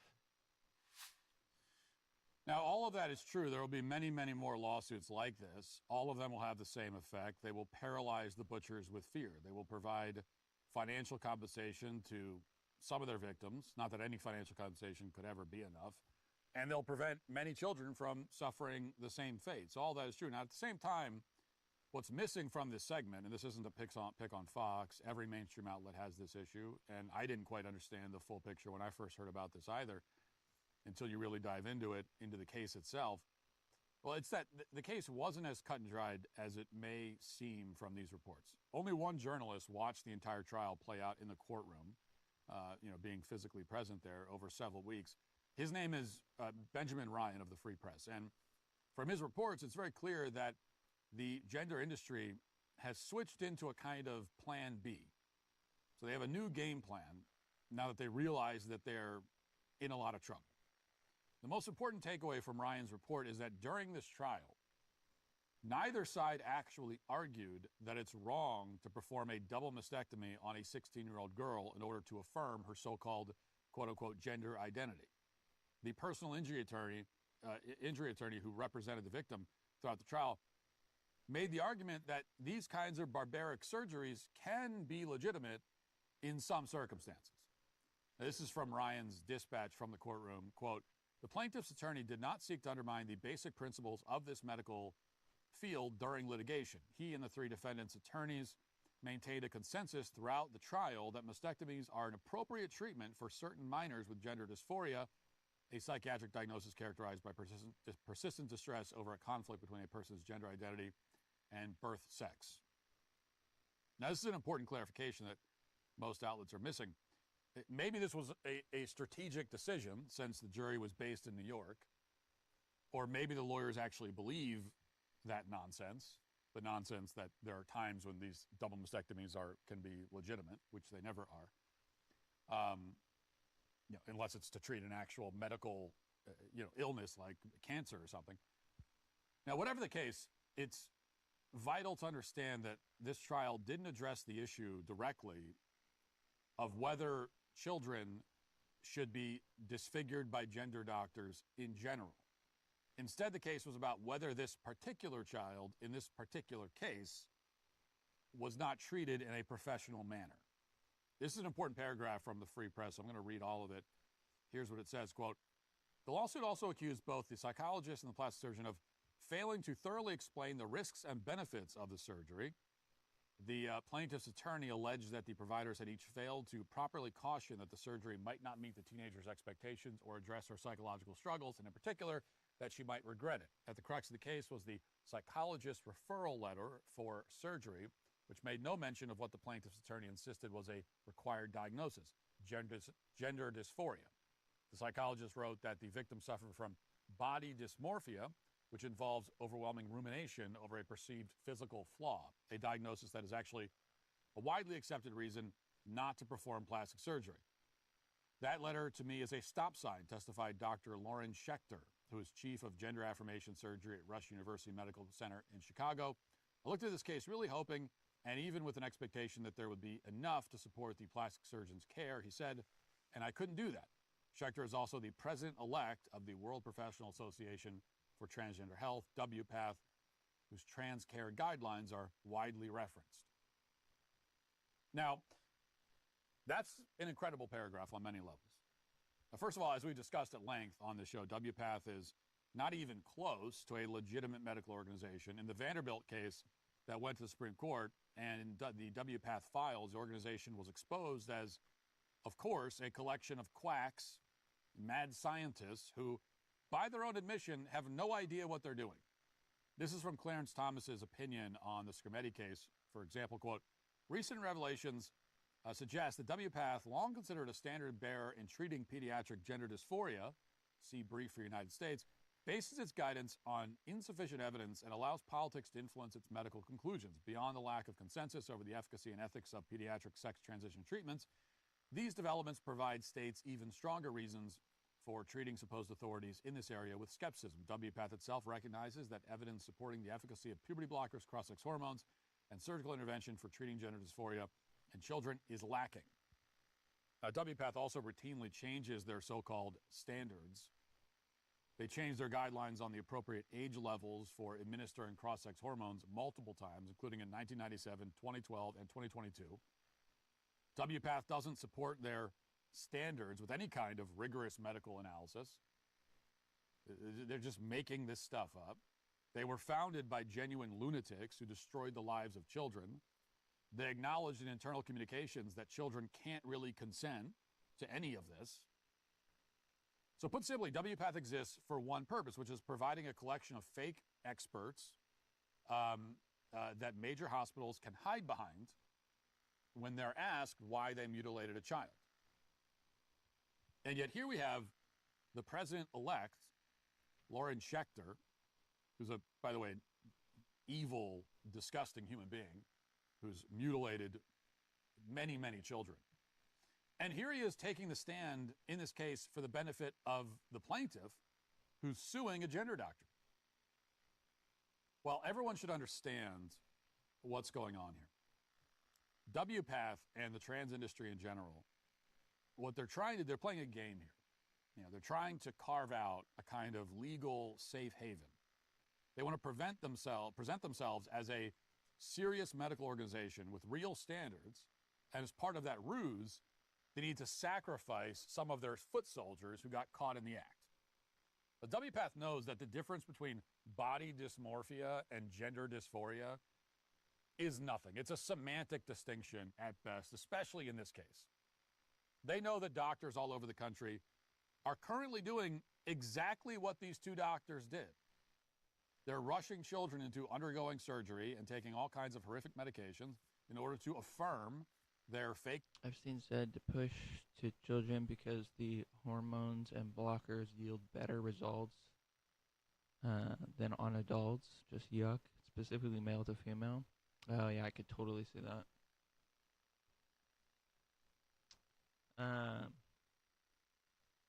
Yeah, and there is like a real, man, this is my thing with like the trans thing. If society wanted to be like, hey, let's all get together and be like, we want essentially children to be more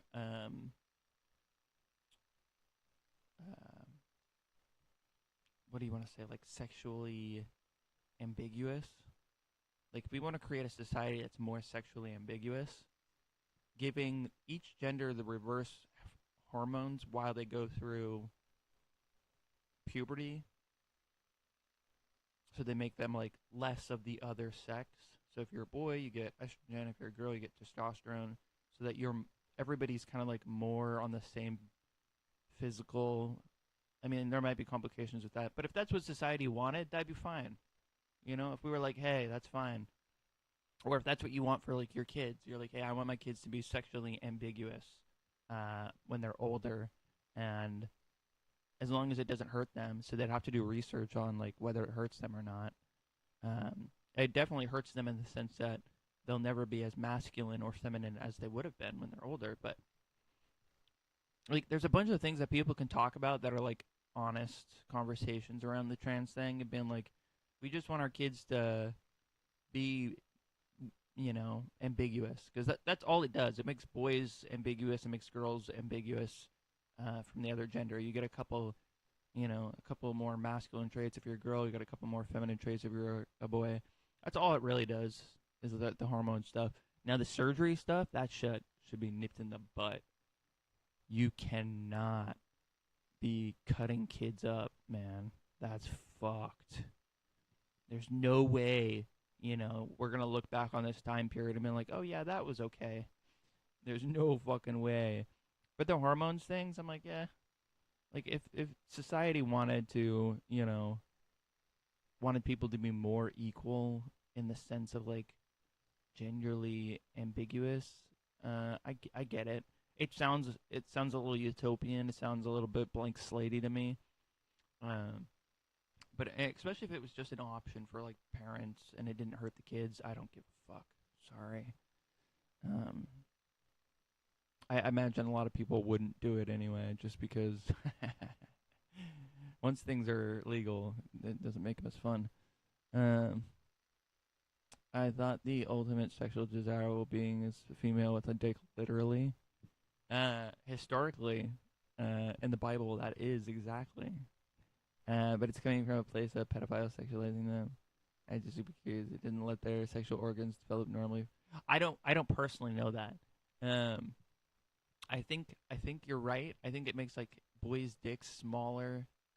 And I'm sure messing with any woman's hormones is just a bad idea. Even birth control we haven't got right. So you're probably right. But then they should just do studies on that. Like they should just, like instead of funding, propaganda, why don't you fund some real research to see if there's anything you can do to normalize switching genders or being more ambiguous. I hate how all fake it is. I wish people were just honest about what they wanted. They'd be like, hey, we just want, little boys and little girls to be the exact same, because that's what it feels like. I think hormone blockers are just as bad. They literally induce paternity issues. Oh man, and that's another thing. Fuck. If messing with the kids, I mean, this generation's already fucked. I'm pretty sure a bunch of them aren't going to be able to have kids, whether it's the microplastics or it's the trans stuff, man. I'm a little sussed out about the population thing. Because it's just one of those things that, like, is this how Western culture dies? Is that it essentially just, gets too affluent? That it's like the mouse utopia thing. The mouse, they just stopped breeding. There was like the pretty ones and then and all the other ones, but it's just like they're too affluent, not enough hard things. They just stopped needing to have kids. Women will never be men, though. I don't know. That's super just. I can't rationalize any part of that. Bible says that trans women is peak sexuality. It's not the Bible. It's it's Enoch. Enoch, the Enoch stories. And it's not even. I don't even know if they mention. They mention the person in it, and then there's a different. Bible validates not the Bible. The removed parts of the Bible validate Enoch, and then one of the things Enoch or something, I don't remember, whatever the demon one is, or one of them is a goat head, tits, penis, and I'm just like, oh yeah, that makes sense. That makes sense because who doesn't want to fuck a goat headed? Yeah. Anyway. Studies like that are hard to do because it's ethically compromised at the very least. Well, it sounds like people have already want to put their kids into science experiments. So, seems like we're past the ethicalness of any kind of bullshit these days. We're pumping women full of silicone, and they're already doing it. So, whether they should or not, I don't think anybody gives a shit anymore. Like if natural selection catches up with us, I don't think it'll die, but it's being dialed back for sure. I look into the Enoch business, the milking farm. Got it. Yeah, here I'll show you. Let's see. It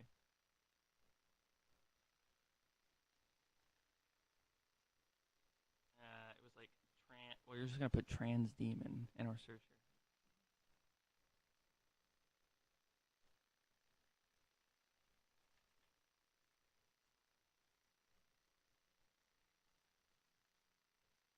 Oh God, what have I done?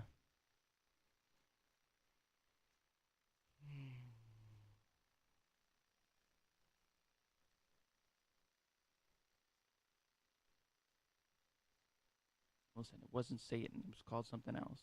I mean, I think one of its names was probably Satan.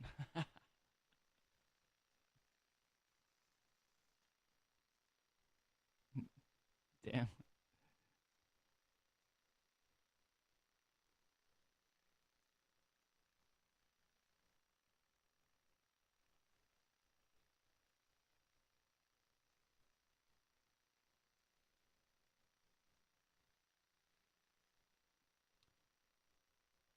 That Florida pedo came up. Oh, fuck.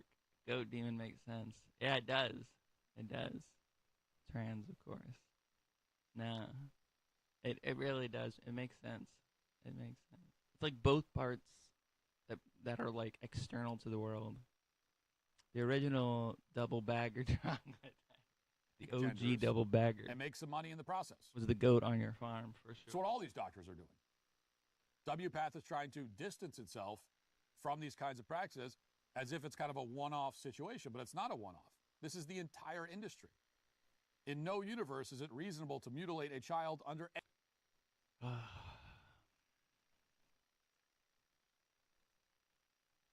Congresswoman Presley, do you support... Sir, get my phone out of my hands. Sir, Congresswoman Presley, do you support President Trump investigating Somali child care fraud in Minnesota? Congresswoman Presley. Okay, welcome back. That was the husband of far-left Democrat squad lawmaker Congresswoman Ayanna Pressley. Her husband slapped the phone out of a reporter's hands on Monday after he was asking simple questions about rampant fraud in Minnesota. We should point out Presley's husband has previously spent 10 years in prison on felony drug trafficking charges. It looks like Ilhan Omar isn't the only millionaire squad member. Our team dug into open secrets and financial disclosure reports. What we found is that when Ayanna Pressley was elected to Congress back in 2018, she had a negative net worth. You fast forward to today, she's worth $1.3 million with assets worth up to I missed it is a Somali fraud scandal already. And I clicked it too. Your wish is my command. Man, there's something about like all the DEI hires for the government. Makes me feel real racist, man. It makes me feel real racist when like every single one of these DEI hires is like caught doing fraud bullshit. I'm just like, come on, man. Million. Now that's a massive increase in just 6 years, especially for someone on a $174,000 congressional salary. It's impressive, really, but how did she do it? So remember the video I did a few days about Ilhan Omar's mysterious jump to millionaire status, where her husband's businesses went from basically nothing to tens of millions of dollars in asset value overnight? Well, it turns out this is not an isolated incident. Rep. Ayanna Pressley, sharp-tongued, allergic to the BS, except apparently on her own BS, just as her 2024 financial disclosure dropped. And folks, the numbers are absolutely wild. We're talking about a woman who entered Congress in 2019 with $12,000 to her name. Fast forward 6 years, and now she's sitting at $8 million in assets, all while collecting $174,000 a year on a government salary, just like Omar. And here's the kicker. While she's out there camping out on Capitol steps, demanding tax-funded rent relief for struggling tenants, she was quietly building a real estate empire and collecting rent checks from her own properties, including, I cannot make this up, $1 million vacation home on Martha's Vineyard. Pressley reported owning a Martha's Vineyard rental worth up to $5 million, as well as multiple Boston rentals worth up to $1 million each. Now, for context, back in 2019, she only reported owning one property in Boston. I guess she became one of the elites. Let's get into it. So, all right, these are the numbers straight from Presley's 2024 financial disclosure, and these are public. We pop in one huge jet in society right now. All the nasty ass stuff coming to the surface. You gotta clear it out before it can heal. True. Records, by the That's a way, great way of this is looking at not any speculation. This is what she reported. So, in 2019, when Presley took office, she had about $12,000 in assets. She had one rental property valued between $500,000 and $1 million. But in 2024, her current disclosure, she has up to $8 million in total assets. $8 million. In 2024 alone, her and her husband, Conan Harris, pulled in up to $300,000 from rental income and property sales. So let's break down, where is this money coming from? Because the details matter. I guess she is building a very impressive real estate portfolio. First, they own up to 4 rental properties in Massachusetts. A $1.1 million 3-bedroom home in Martha's Vineyards, you know where the Obamas and Martha Stewart have homes.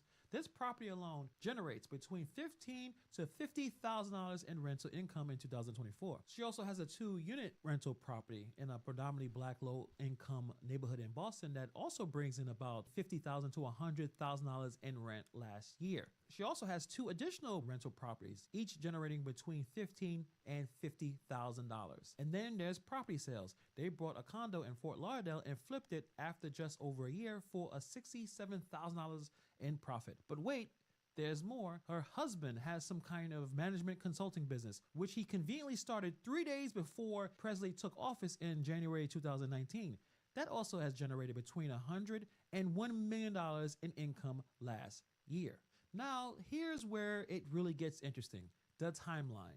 So, Coney Harris spent about 10 years in federal prison for drug trafficking. He got out, worked his way into public safety advisor position at Boston City Hall under then Mayor Marty Walsh, making $92,000 a year. Pretty good for him, right? I mean, second chances, redemption story, all that. But then something fascinating happens. January 2019, Ayanna Pressley gets sworn into office. 3 days later, Coney Harris leaves his stable city job and launches his own consulting firm. And by 2021, just 2 years later, he is making $350,000 a year, more than triple his government salary. By 2022, he's earning up to $1 million. And as we read more of the Congresswoman's financial disclosure reports, we learn that her husband also saw his income jump while he was in Washington. His client list consists of some government organizations, including one with deep ties to the Obama Foundation. But as he started his firm and seeked new clients, he faced ethics concerns because of Presley's job in Congress. Quote, now, again, we're not suggesting she's going in and stealing funds or anything like that, but the fact that she got rich off of her contacts in government, her husband got rich consulting with members of the business community and others, perhaps some people who were taking grants.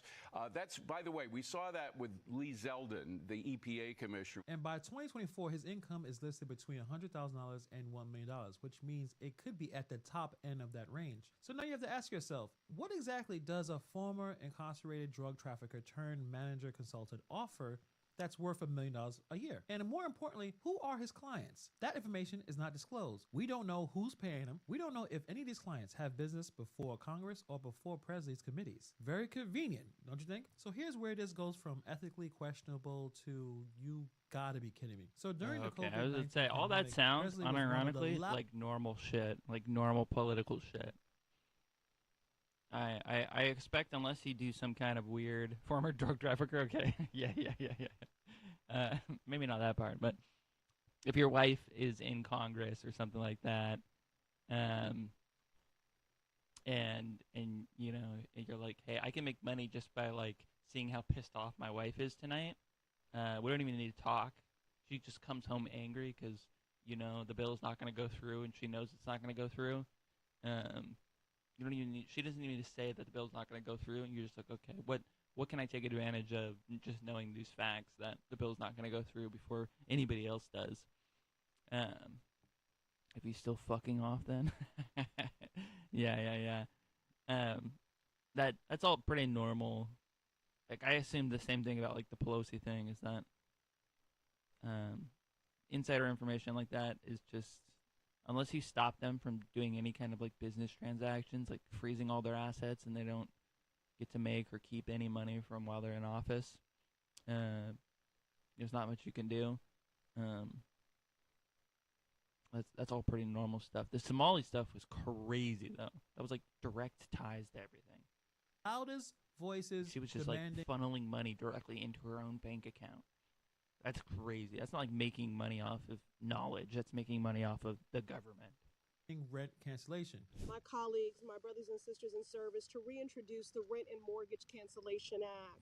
This is bold legislation that meets the moment and affirms housing as the fundamental human right that it is. Yesterday, I was proud to support the American Rescue Plan to send critical relief to the millions of workers and families struggling to make ends meet during this pandemic. But make no mistake, our work is not over, and it must continue. In December 2020, she tweeted, "We must cancel rent, extend eviction and foreclosure moratoriums, provide rental assistance, and offer legal representation for those at risk of eviction." She introduced the Rent and Mortgage Cancellation Act in 2021. If it passed, it would force the federal government to reimburse landlords for unpaid rent using taxpayer money. Now, here's a question no one asked at the time. Did Ayanna Pressley cancel rent for her tenants during the pandemic? Her office refused to answer. Multiple news outlets asked, and all they had was crickets. But we do know this. In 2020, she disclosed between $5,000 and $15,000 in rental income. In 2019, before the pandemic, she disclosed the same range, between $5,000 and $15,000, the exact same numbers. So while she's at the Capitol steps with a megaphone demanding other landlords stop collecting rent, she appears to be collecting her own rent checks the entire time. And get this, her proposed legislation, including a landlord relief fund, would have prioritized landlords with the fewest available amount of assets. Translation, she would have gotten taxpayer money to reimburse herself for the rent that she supposedly canceled. Talking about She's having trying to your get cake double and pay, eating holy it moly. too. Now let's talk Gross, about Martha's gross. Vineyard, because this deserves its own spotlight. In September 2022, Governor of Florida, Ron DeSantis, sent 50 Venezuelan migrants to Martha's Vineyard to make a point about sanctuary cities and immigration policy. Within 48 hours, no migrants were kicked out by the National Guard. The same people who put "hate has no home here" signs in their backyards couldn't handle 50 people showing up unannounced. They called it a humanitarian crisis and shipped them off to some kind of military base on Cape Cod. Now, Presley was really angry about this stunt. She condemned it as being really cruel and inhumane, using people as political pawns. Yeah. And then just a few months later, in 2023, her and her husband bought a $1.1 million vacation home on that same island. The same island that couldn't find room for 50 migrants found room for a squad member's vacation property. You literally could not make any of this up. Now, here's why this matters just You're beyond the type of people Ariana who Presley. would cheat. They were always the type that would, but call it circumstances, not a character flaw. Yeah. Epstein Island. This is becoming a pattern for many people in Congress, especially with the squad members. Ilhan Omar, I've already covered this in detail about her husband's businesses that came from basically nothing to 30. Yeah, this goes back to like the back in the Roman days where like all the politicians were like trained from birth to be like philosophy guys, and you get to like see them grow up essentially, and then they went into being politicians afterwards. You like their whole life, and it was all like reputation based and like all that stuff. You have to like groom politicians is what they did, and they did it with moral stuff going back and forth. And then the other idea is just like you let people naturally propagate in society, and then the ones that you know to make good politicians, you force them into the position. So like the two roads, you can either groom them and give them all the training and stuff that you need over time, and you just see how their character develops over time, and then you pick the ones you want, or you go out into society and you find the ones that don't want to be politicians and you make them politicians. $30 million in undisclosed assets, the winery, the whole 9 yards. It was just a bunch of They're nonsense. doing the same thing Now we got now. Ariana Presley You starting just with don't see them being $12,000 now, groomed. sitting on. Oh, you're fucking right. You're so right. They are doing the same thing now. That's too funny. I meant for good. Fuck. Caveat for good. It's all candidate stuff. True. Obama was pointed out at that one. Didn't want to be, but was sus now. Yeah. And I think they know it sells. Like, I don't want to be a politician, but if I have to, I will. I think it sells. I think people know that's kind of like the right answer. Nobody just has the balls to do it. Like, nobody has the balls to be like, okay, Asmongold, you're now the governor of Texas, Yeah, sorry. I know you're a successful streamer. I know that you don't like working. I know you get stressed out and you have anxiety and all that stuff. I don't give a shit. I don't give a shit. I give a shit about your character, and you're gonna do the right thing. So go fuck yourself. It's tough. $8 million. Tough to do, man. Some kind of consulting business her husband is doing that we have no idea what he's actually doing. Then you also have Cori Bush. Her husband's security company was paid hundreds of thousands of dollars. Yeah, you're probably right. The grooming is probably the answer. It's Primary, not but for you the see right that things. pattern was there. These are the same people who campaign on being champions of the working class, who rail against home inequality, who talk about eating the rich and dismantling capitalism. And yet somehow their wealth skyrockets the moment they start getting access to any kind of power. Their spouses, who in some cases have criminal records or no clear expertise, suddenly become millionaires on their own and becoming very successful business owners. Are we all supposed to believe that all this is legitimate? That there's no connection between political access and sudden financial windfalls? Come on. Now, Presley's office did respond to some questions about this, And their answer is pretty interesting. They said that Presley and her husband keep their finances separate, that conflating his income with her is misleading, and they have navigated significant economic hardship, including medical debt, incarceration, and predatory student debt. So let's address this. First, they're married. Financial disclosure forms require reporting spousal income. That's not conflating, that's the law. Second, they may have faced hardships. Many people have. But that doesn't explain how you go from those hardships to $8 million in 6 years on a government salary. Third, the spokesperson said that Presley is a steadfast champion for economic justice and opportunity for every family. Her record speaks for itself. And you know what? They are right about one thing. Her record does speak for itself. It speaks volumes. So look, this is the bottom line because Stone Cold said so. I mean, I'm just messing around. I don't begrudge anyone for building wealth. I don't care if you're worth $8 million or $80 million. Good for you, fantastic. But when you build that wealth while preaching about income inequality, while condemning capitalism from your Martha's Vineyard vacation home, while your spouse's business mysteriously explodes the second you get political power, people are going to start asking questions. And people are going to demand receipts. I mean, come on. This is just ridiculous. But let me know what you guys think about this story in the comments below. Thank you for taking time to watch this video.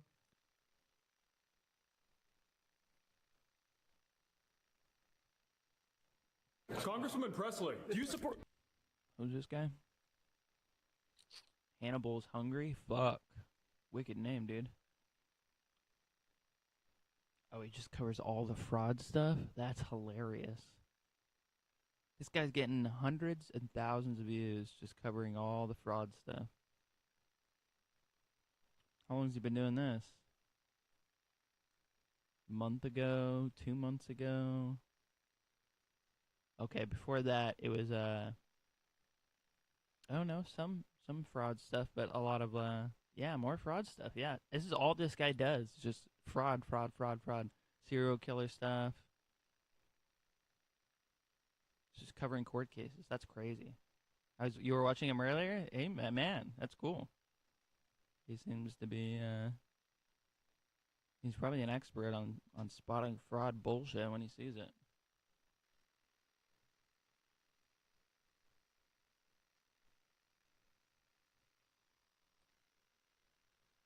I like to see people making money for good causes. Oh, there's another one. We'll watch this later. Trying to survive the Half-Sword full release. Wait, is Half-Sword's the one that he was playing before, right? This is the same one. How we doing, ladies and gentlemen? I'm back. Yeah, Half-Sword is this one. So its full release was today? Cool.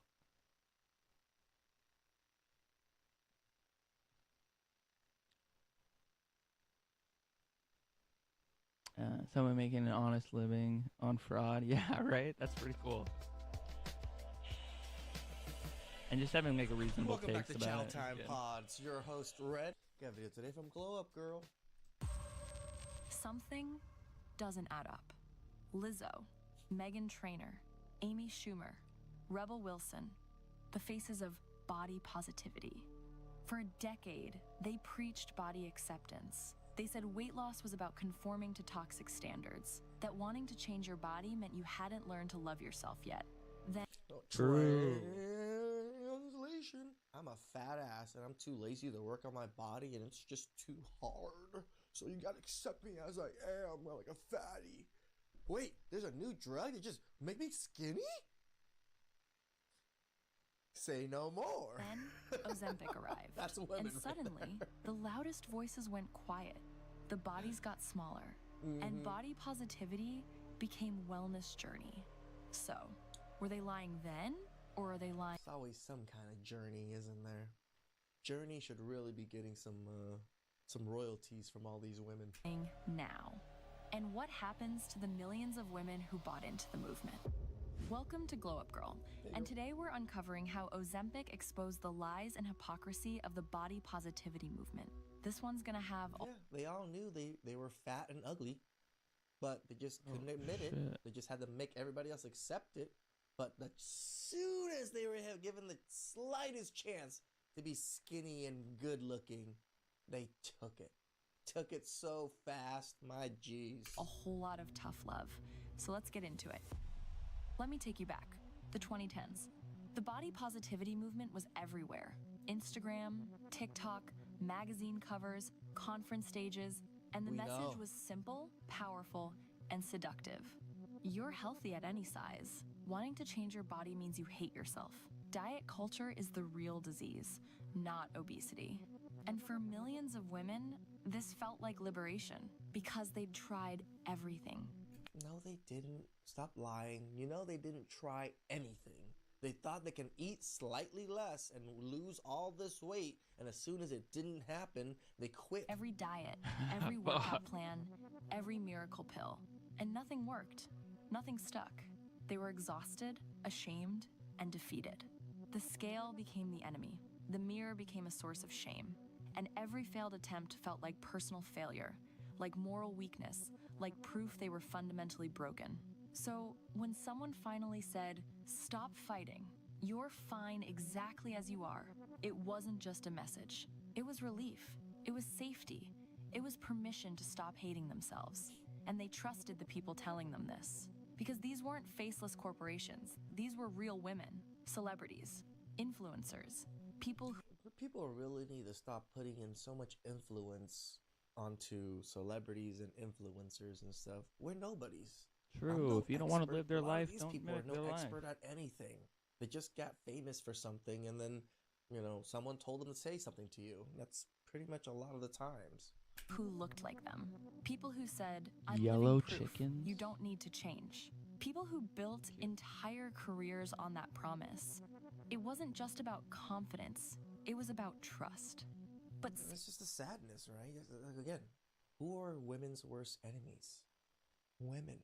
They are each other's worst enemies. Gluttony is a moral weakness. Yeah, that's why it's one of the sins. Live a shitty life to co-sign on their shitty life. somewhere along the way, something shifted. The movement that started with compassion became ideology. Suddenly, you couldn't question whether severe obesity had health risks. That was fat phobia. Doctors who mentioned weight and heart disease dismissed as bigots. Concern for someone's health reframed as hatred. Personal stories about wanting to lose weight for health reasons attacked as internalized oppression. Correct. And an unspoken rule took hold. You're not part of the You could sisterhood accept anymore. your body, but you couldn't want to change it. Because wanting change meant you'd betrayed the movement, betrayed yourself, betrayed every other woman still fighting to love her body. Acceptance slowly became obligation. You see how they see things as if one woman does not conform to being body positive, it's a betrayal to them. It's a betrayal, guys. It is them getting backstabbed by someone that doesn't fully agree that fat people are normal people or are just as healthy as everybody else. Then, in 2021, something arrived that changed everything. GLP-1 drugs, Ozempic, Mounjaro. For the first time in history, medical weight loss that actually worked, reliably, quickly, dramatically. No willpower required, no starvation, no grueling gym sessions, just weekly injections and appetite disappearing like magic.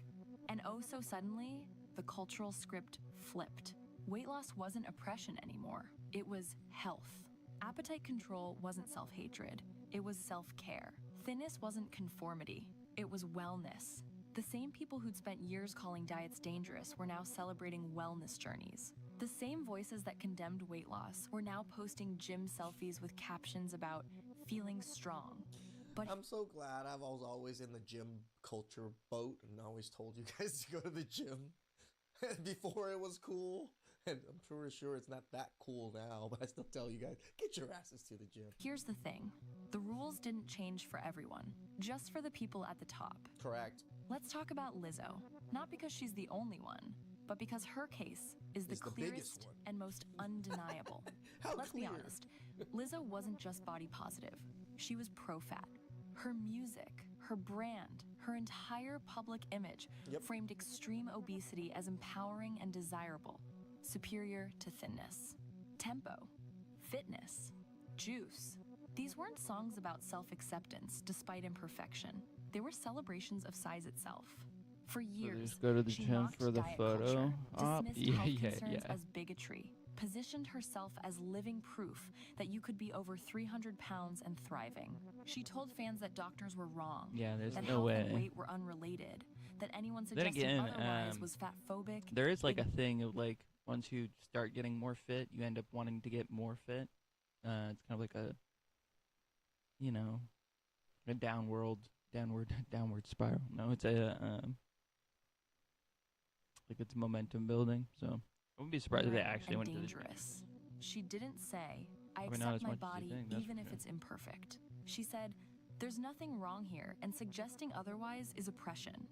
Then came the shift, the gym posts, the slimmer face, the quieter rhetoric, and eventually It's easier the to admission. move for sure. Ozempic class drugs, That's exactly my medical point. intervention. It's literally So, easy just let to me exist. ask you this.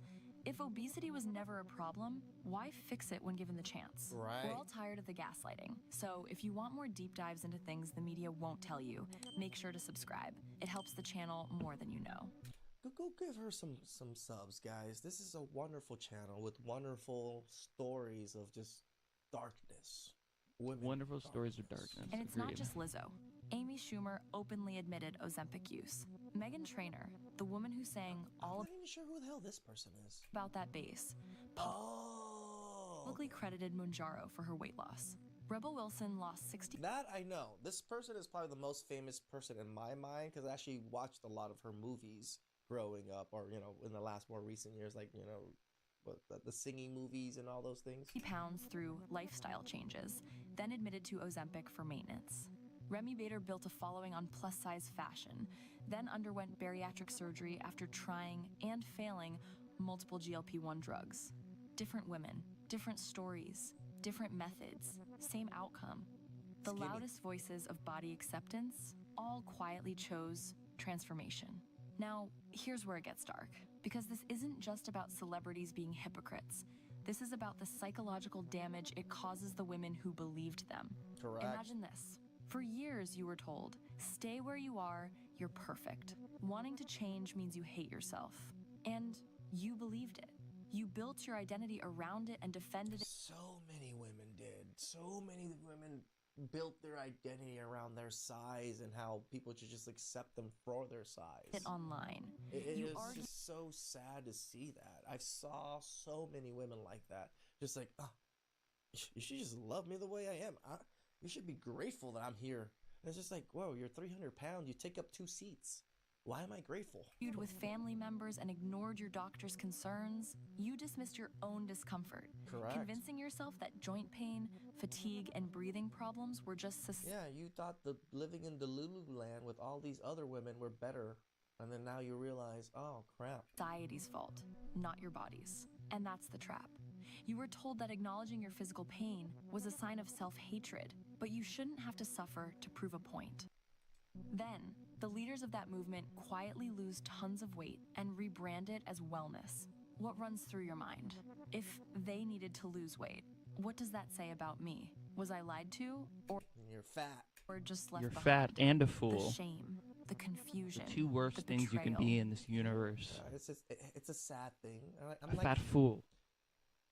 I think it's a good thing, but it's a sad thing, right? Women are about to get humbled very, very harshly. Very harshly. But they were brought up to thinking that they were... Okay, you want to know why? Okay, here's my thing. All right, hear me out. There's no more obvious moral corruption than things like gluttony and like fat people. It's so blatant and in your face. Like, think about pride. What are the 7 deadly sins?